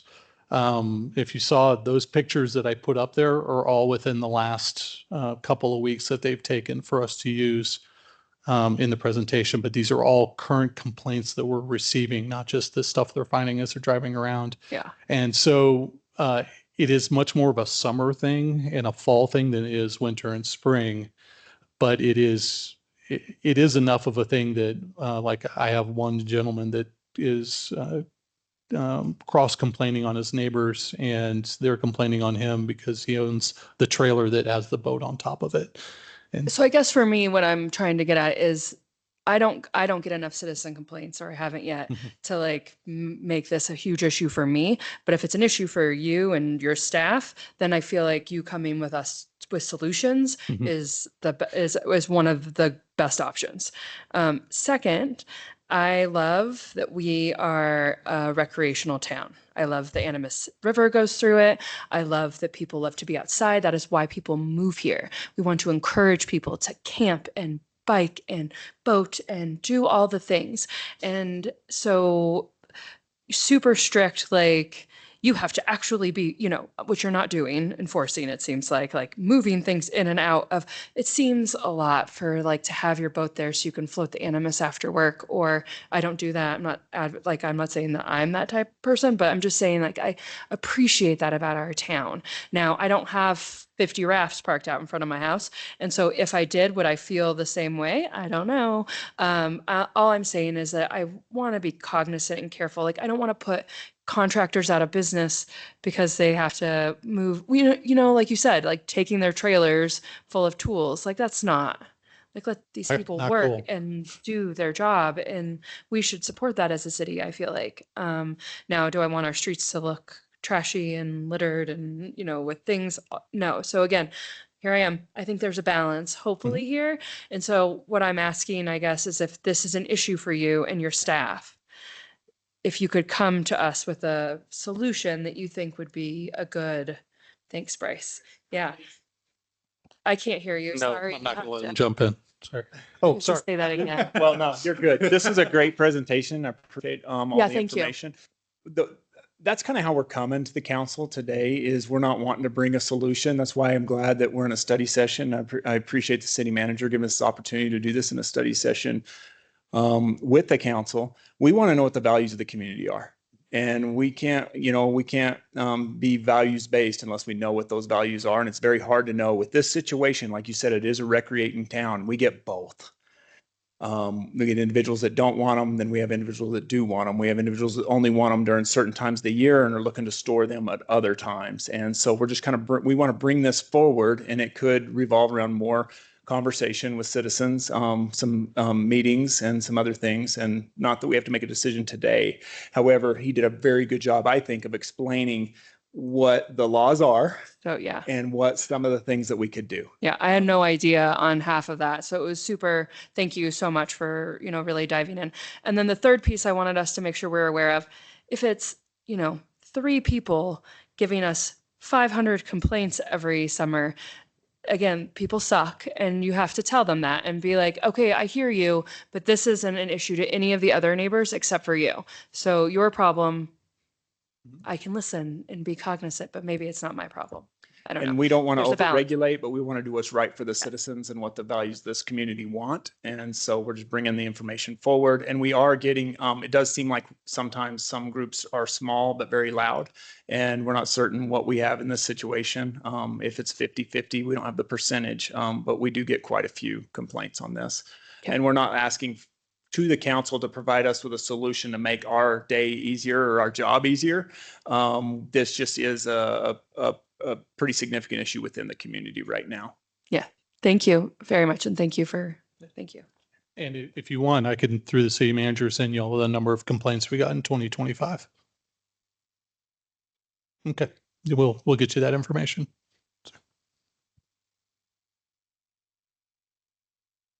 I think it's worth stating that enforcement's always a bit of art and a bit of science, right? I mean, what we're talking about here is these laws exist on the books.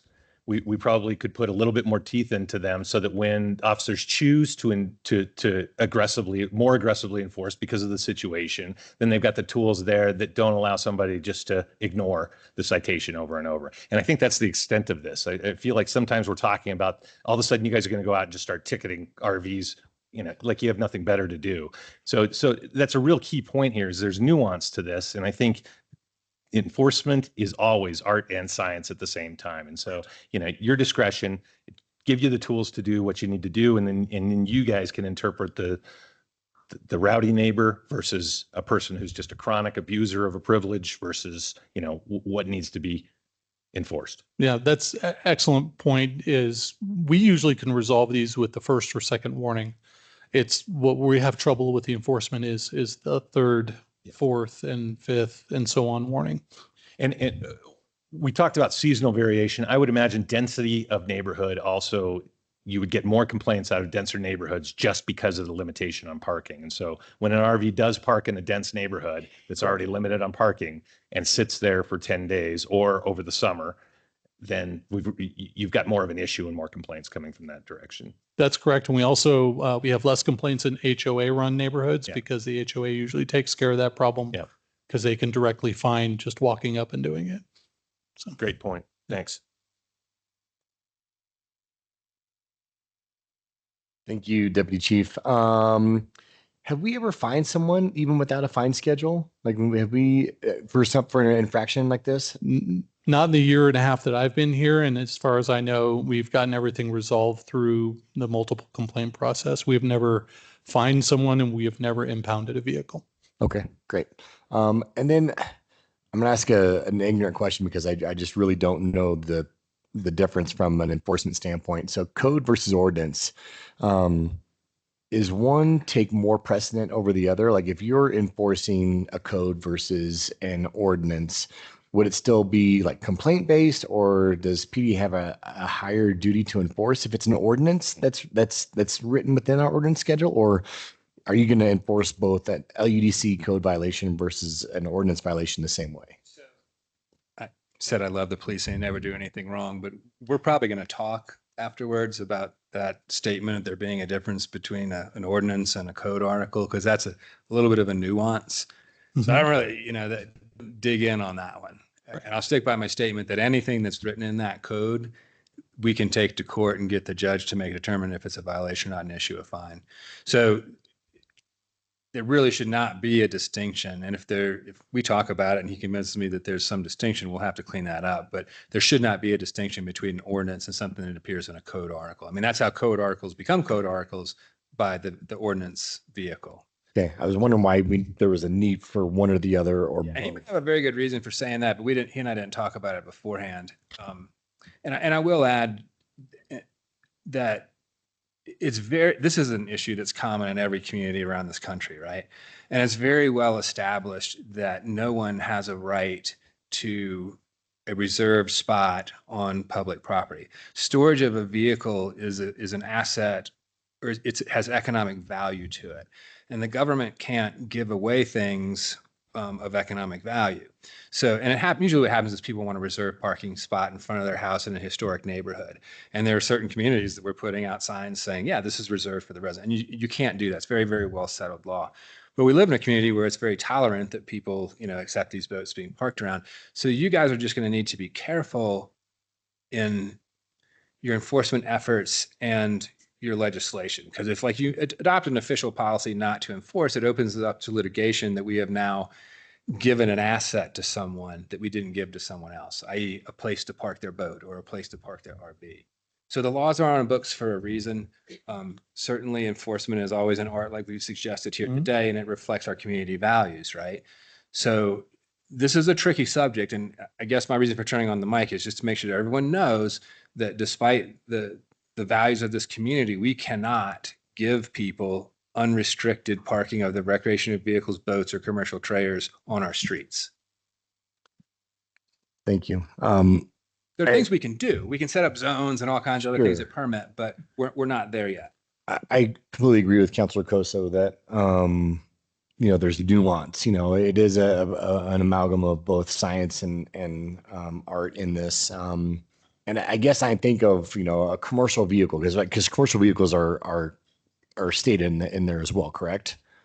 Or is it a commercial trailer? No, all commercial vehicles, but that restriction is limited to residential parking. Okay. Those same restrictions aren't in commercial zones. Right. So if Joe Schmo owns a plumbing company and he parks his plumbing truck in front of his house and he's renting and he has no parking, then that would be a commercial vehicle in a residential area. Correct? Yeah, and that would be a violation. Right. of And I the understand code. that there's nuance there, but I think if there's potential heightened enforcement, it'll turn this into a potential witch hunt where I can't park my trailer, but you got to let that guy park over there. So I think you're right. There's nuance. And I think that we need to really be intentional about this because I don't want to open up a whole can of worms where we're hurting the everyday person just trying to make a living. And we're trying to, to counsel a lawyer's point to correct something that may not be as big of an issue as we think it is. But I'm not saying that it's not. I'm just saying how big of a stick are we willing to wield to try to field these queries and these concerns. So that's all I'll say. Okay, thank you for that presentation. And I want to let you know that I did go on a rock and roll, and I can't remember if it was in the fall up in the Crestview area, Delwood. And the concern was that there was a couple neighbors that got a citation or a ticket or something. And then when I went on the walk and roll, we had about 15 people come. And one of the concerns that came out of there that there were parking issues. I don't know if it was illegal parking or what, because when I went there, people were coming back and forth from work and so forth. But one of the concerns was the fact that the children were running out into the street between the cars, the vehicles, and that was a worry for them. But yeah, so there has been complaints, but it wasn't about commercial vehicles parking. It was more about the safety of the children. You know, because it's a residential neighborhood and the kids are playing, you know, I guess in the street. I mean, it's one of those 50s neighborhoods where it's just houses. But that's just for your information. You're welcome. Hi, Oh. Mayor. Well, Shirley. Can I chime in here? Yes, Shirley, go ahead.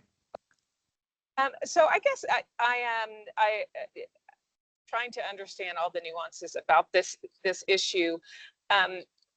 Is this something that might go to a community development commission? I don't know, or if it's been through before. Is that something we might consider? So yes, community development actually is, what would you say is, Jamie, the owner of this code? But we often end up being the enforcement tool because code enforcement is primarily housed in our office. So this might be something, and Jamie's stepping up here. Now, Amanda, the only reason that Community Development Commission would step in is if we made a change to the Land Use and Development Code. That's the only time it would come into their realm.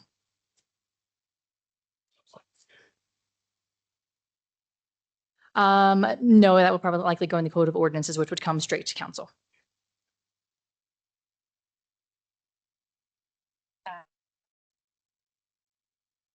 Any other questions? I see. Well, I you know, I have lots of thoughts about it, but not sure what's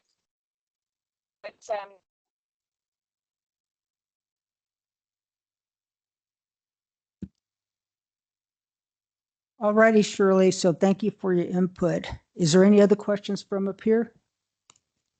Okay, so let's move on to the next issue. Thank you.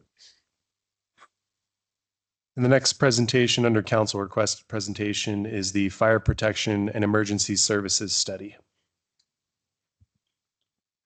Good afternoon, Madam Mayor, members of council. Bob Rammer, Assistant City Manager. Before we get into today's presentation, I'd like to provide a brief background, some context on what this is going to be, as well as make some introductions. So I'm joined this afternoon by Chief Randy Black, Deputy Chief Mike Krupa's in the back, and Matrix Consulting Group, Robert Finn, who's going to be giving the presentation. As the council's aware, the city of Durango has historically been provided fire and emergency medical services through an intergovernmental agreement with the Durango Fire Protection District since 2013. And this agreement is set to expire at the end of 2028. In anticipation of this agreement's expiration, the city partnered with Matrix Consulting Group in 2025 to evaluate the options available to the city council to ensure the continuity of delivered services of these critical services. And with that, I'd like to turn it over to Robert Finn. Good afternoon, Mayor and Council. I'm Robert Finn with Matrix Consulting Group, and I'm just here to provide you the study results and happy to answer any questions you would have at the conclusion. So our scope of work for this project was conducting an analysis of the delivery of the emergency services provided by the Durango Fire Protection District to the city, looking at their staffing, deployment, and performance of the system as it related to providing those services to the city, conducting financial analysis on different options for the provision of fire and emergency medical services, and then looking at what options were available for the city to consider as it moved forward in the known timeframe of the contract expiring.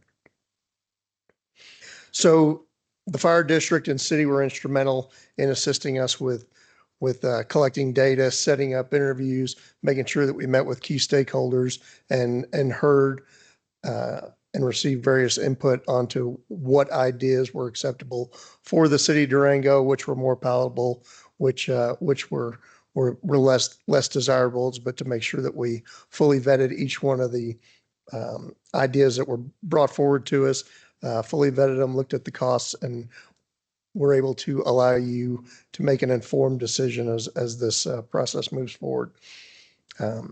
These findings from our analysis were then developed into a draft report with recommendations to the policyholders. The recent election changed a lot of the financial terms, so we're fine tuning all those tables in the report. So we'll have the actual final report to you in the next couple of weeks once we get those financial changes that happened due to the recent election. So in terms of looking at the options, the first is the status quo. Contract expires, fire district renews it with no changes, and everything stays like it is cost-wise, and you just continue down the existing road. The second, more likely scenario, if the contract were to expire and you continue with the district, would be a modified contract to make sure that the city's paying its fair share for the services that they're using from the fire district compared to the areas out in the fire district that are outside the incorporated city limits. The next one was forming a municipal fire department. Some challenges with that is that all the assets are owned by the district, so there would have to be some agreement into what assets you could purchase versus having to construct new facilities, purchase new apparatus and equipment, and obviously the costs with this one, as we're going to show, are considerably higher than any of the other options, especially the initial upfront startup costs. And then the final option that we looked at was putting it to the voters to annex into the district, and the city becomes a formal part of the district. You're treated as part of the district, and now the city gets a voice on the district board, which you don't have, to give some local control into how the fire protection services are delivered. So you can see right now the city, inside the city limits, there are 3 fire stations that the district has. There's currently, through the recent referendum, a 4th station going to be constructed in the Three Springs area. So they're working on that now, which was one of the early recommendations in the report, but then the funding happened, so it's kind of moved forward faster than we had anticipated in the fall when we were finalizing the report. You can see the calls for service density goes along the major thoroughfares as well as the population centers, and the Three Spring area out by Wilson Gulch Road is starting to see significant increase in call volume. And as we'll show you'll see in the maps in the report, present significant time and distance from the existing station locations due to its locations. So like I said, a 4th fire station is needed in the Three Springs area. The funding has been approved with the recent election results. They've started design, which is going to mirror the Fire Station 2 downtown, which will speed up the design process, save on some design and architectural costs, and be able to speed up the timeline for construction. So they're looking at a potential July 2027 opening of that facility. Longer term, as development continues to occur, a 5th fire station would likely be needed in the northern portion of the city. So you can see we looked at 5-minute travel times. So existing, you can see that Three Spring area is completely outside of the 5-minute travel time capabilities of the existing fire stations. And then with the location of the station that's proposed and being planned now, it puts Three Springs in a good coverage area. Obviously, anything without a road network doesn't show up in the areas, which is why we do these instead of the circles. So status quo, like there would be no changes to the current service delivery model, and the current method for the fire district is they develop the costing structure for the city as if you were annexed into the district.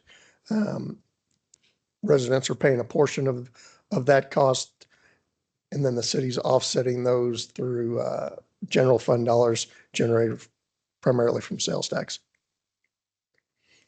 So the challenges with status quo, obviously, you're still not represented on the board, so you have no direct control in any of the governance of the fire district, which gives you no local control of the services if they decide to scale up, scale down, redeploy assets. That's a determination and a decision of the district, and the city would have no direct voice in that. You don't own any of the capital assets, so the equipment, tools, supplies, fire stations are all owned by the fire district. So in the status quo, you don't own those. And there's never a guarantee that the fire district is going to choose to renew the contract with the city to provide services. When we looked at a modified contract, the benefits are there's no startup costs. You're modifying the contract. There's going to be a change in the cost structure and relationship. In that, you don't currently have performance standards, but you could say these are the types of performance standards we want measured and reported back to council. We expect, travel time to an emergency call to be in X minutes, 90% of the time. This type of fire prevention activity to occur, inspections and these things. You can put those performance standards in the modified contract, and then the fire protection district would have the obligation to meet those contractual requirements, which does give you some now local control and say in how the services are provided. The district would still remain responsible for all the staffing, deployment of resources, and managing the day-to-day operations of fire and EMS services. The challenge is, again, in the modified contract, unless you stipulate it in the contract, you'd still have no ownership rights of those assets unless contractually you stipulated a cost sharing if the relationship were to end, of what percentage of the assets you owned moving forward. You would continue to have no representation on the board. And based on our analysis and your demand on services, there would likely be an increase in the cost to the city for continuing the service under a contract if it were renegotiated.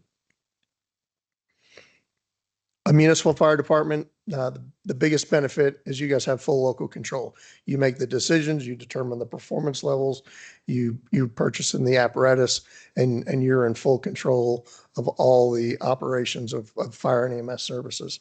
You get to determine those performance standards, which then determine how many fire stations you need, where they should be best located, based on the local desires of the community.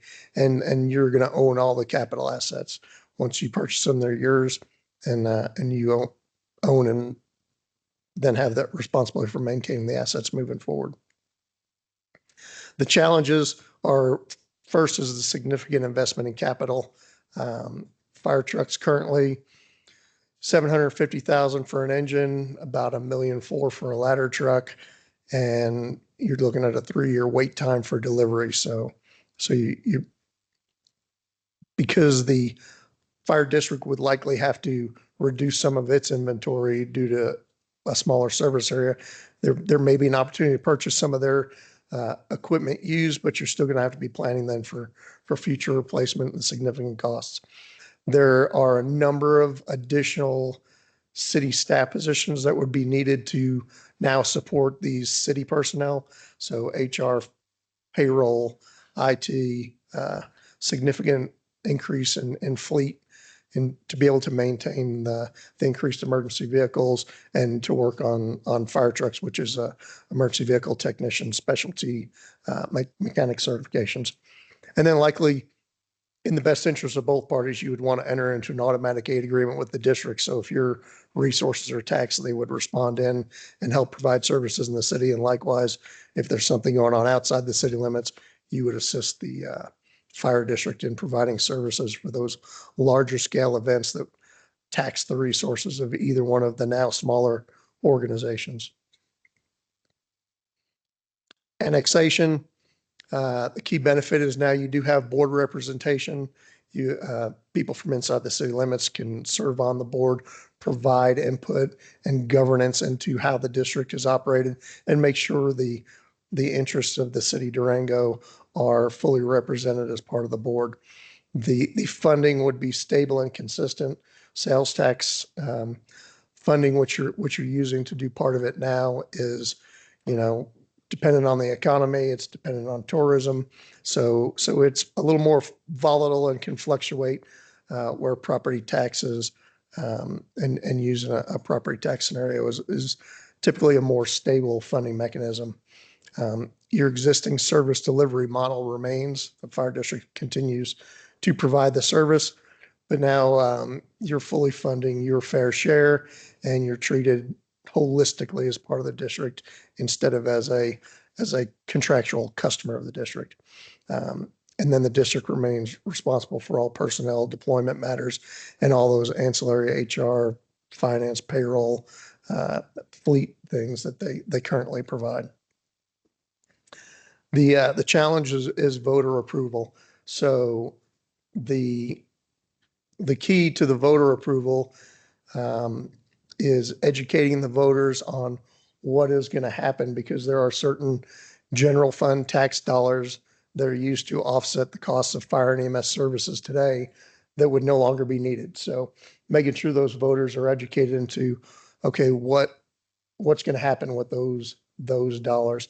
You know, there are a number of services that can be enhanced: public safety, transportation, parks and recreation, and any other unmet city needs where freeing up those tax dollars to help fund the other much needed initiatives of the city can be used. But educating the voters on what those are so they can make an informed decision and not just think that this is another reason to increase their tax burden would be very important. Again, you have less local control in a municipal fire department because you're one voice on the board, or as many seats as you get, but you're a voice on the board and not the only voice. So the unincorporated areas of the district also have a voice in how the fire protection and EMS system operates.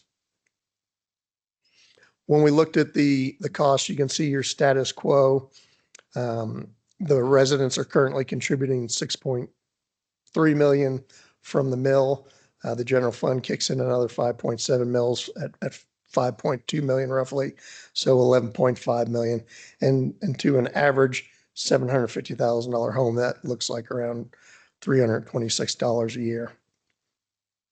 When you modify the contract, again, the residents are going to be paying their portion of the mill, but now the general fund contribution based on your current service demand, usage of the system, we projected it would likely go up to around $8.8 to $9 million. So the total cost would go up to around $15 million if and when the contract terms are modified. Municipal department, like I said, you're looking at roughly $90 million in capital upfront costs, depending on new versus existing apparatus. Your general fund impact is going to be about $9.5 million a year. So your first year is $98 million. And then continuing general fund impact is going to be higher than what you're paying to offset today. So probably doesn't make sense financially for you to really even consider this. The services, as you'll see in the report, they're providing a high level of service to the city. Nothing's broken. And to put this kind of investment towards something that's working well would not be in the best interest of the city. The fire hydrants, you do own. You own them. You own the hydrants. They're on the city water system. So then we looked at that annexation, and that would bring the resident up to 8.9 mils the first year. So the way we looked at it was phasing in where it's a softer increase on the taxpayer. So their tax bill goes up about $100 that first year. The full residential costs over a 3-year buy-in into the district, where you're lowering the general fund obligation each year and then increasing the residential would bring it up to $592 on a $750,000 home. But again, the district would then be responsible for all those capital costs and own the assets. So we recommend that the city explore seeking voter approval to annex into the fire district. If approved by the voters, you gradually implement that 5.7 mils over 3 years, using the general fund to pay 3.7 in year 1, 2 goes to the residents, 1.7 in year 2, and then in year 3 it drops to the full burden on the residential and commercial tax base. So with that, I'm happy to answer any questions, and as well as the chief and assistant city manager.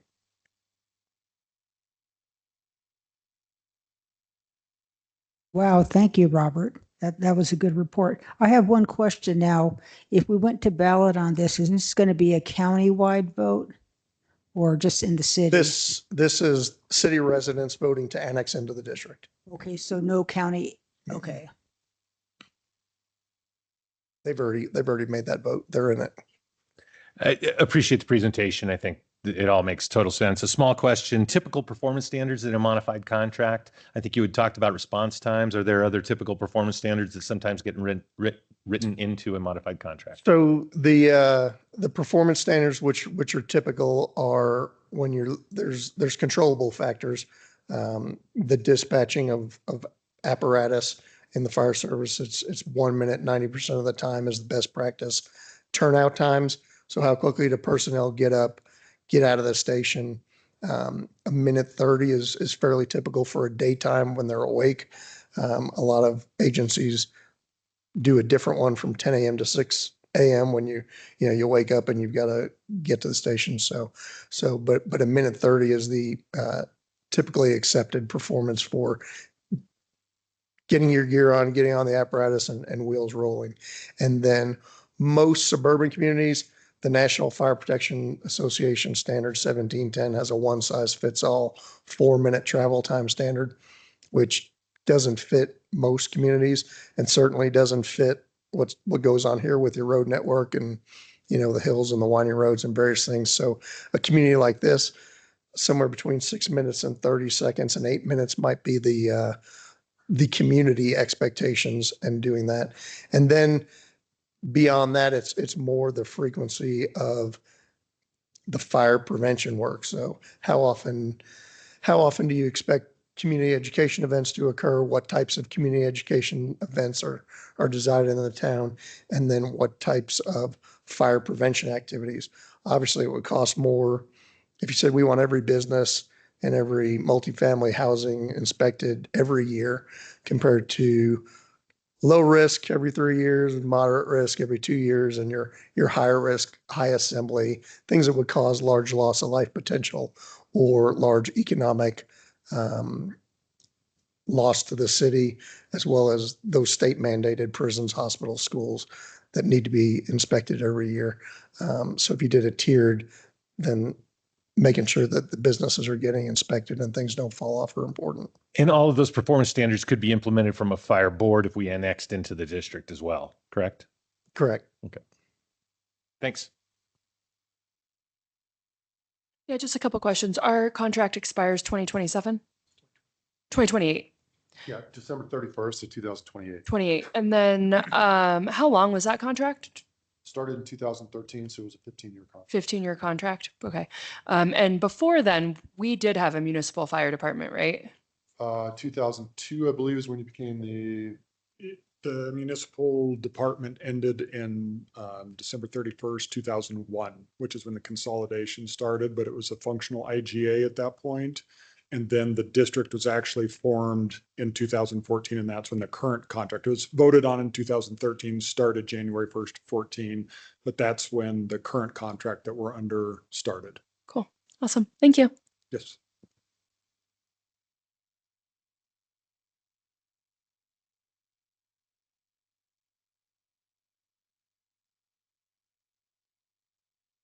Shirley, do you have any questions for the fire? No questions. Thank you, Mayor. You're welcome. All righty then, if there's no more questions, you guys are excused.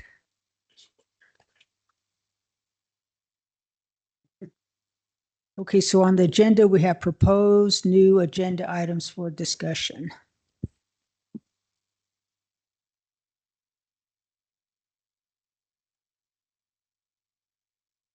Council, I had a couple of new ideas or new business items I wanted to put forward. I wanted to ask for a study session allowing prorated fees for changes in business license status. This came up in our last meeting. So just to find out what it would be to have prorated fees when a business license status changes by the same business. And so we just recently had, it was a marijuana. Was that correct? Sorry, Ben, I'm hazy on the details, but it was a marijuana retailer that was just changing their corporate status and they had to repay full fees in that instance. I just think it would be, there'd be some merit in the staff or whomever the decision makers are being able to prorate fees in situations where it doesn't seem fair to make a business repay the full fee again. Are we doing a full business license fee something right now?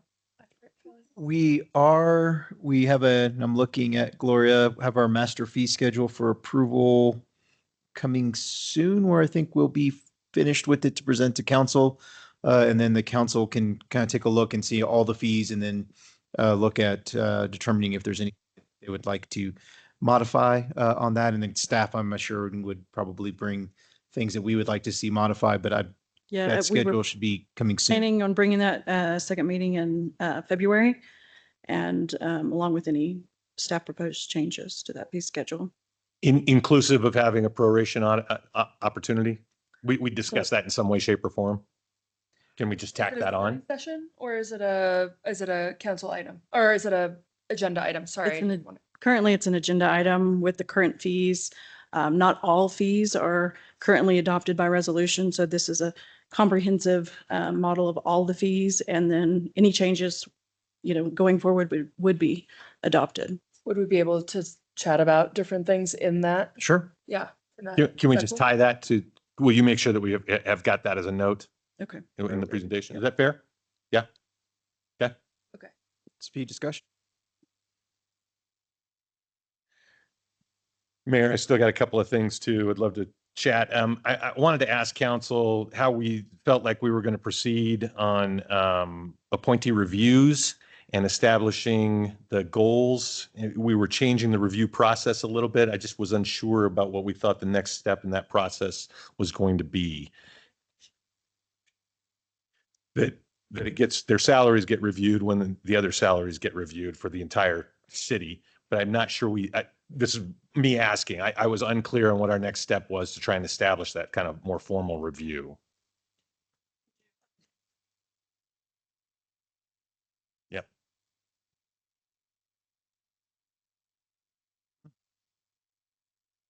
Is there a process someone can help us go through to fine tune some things?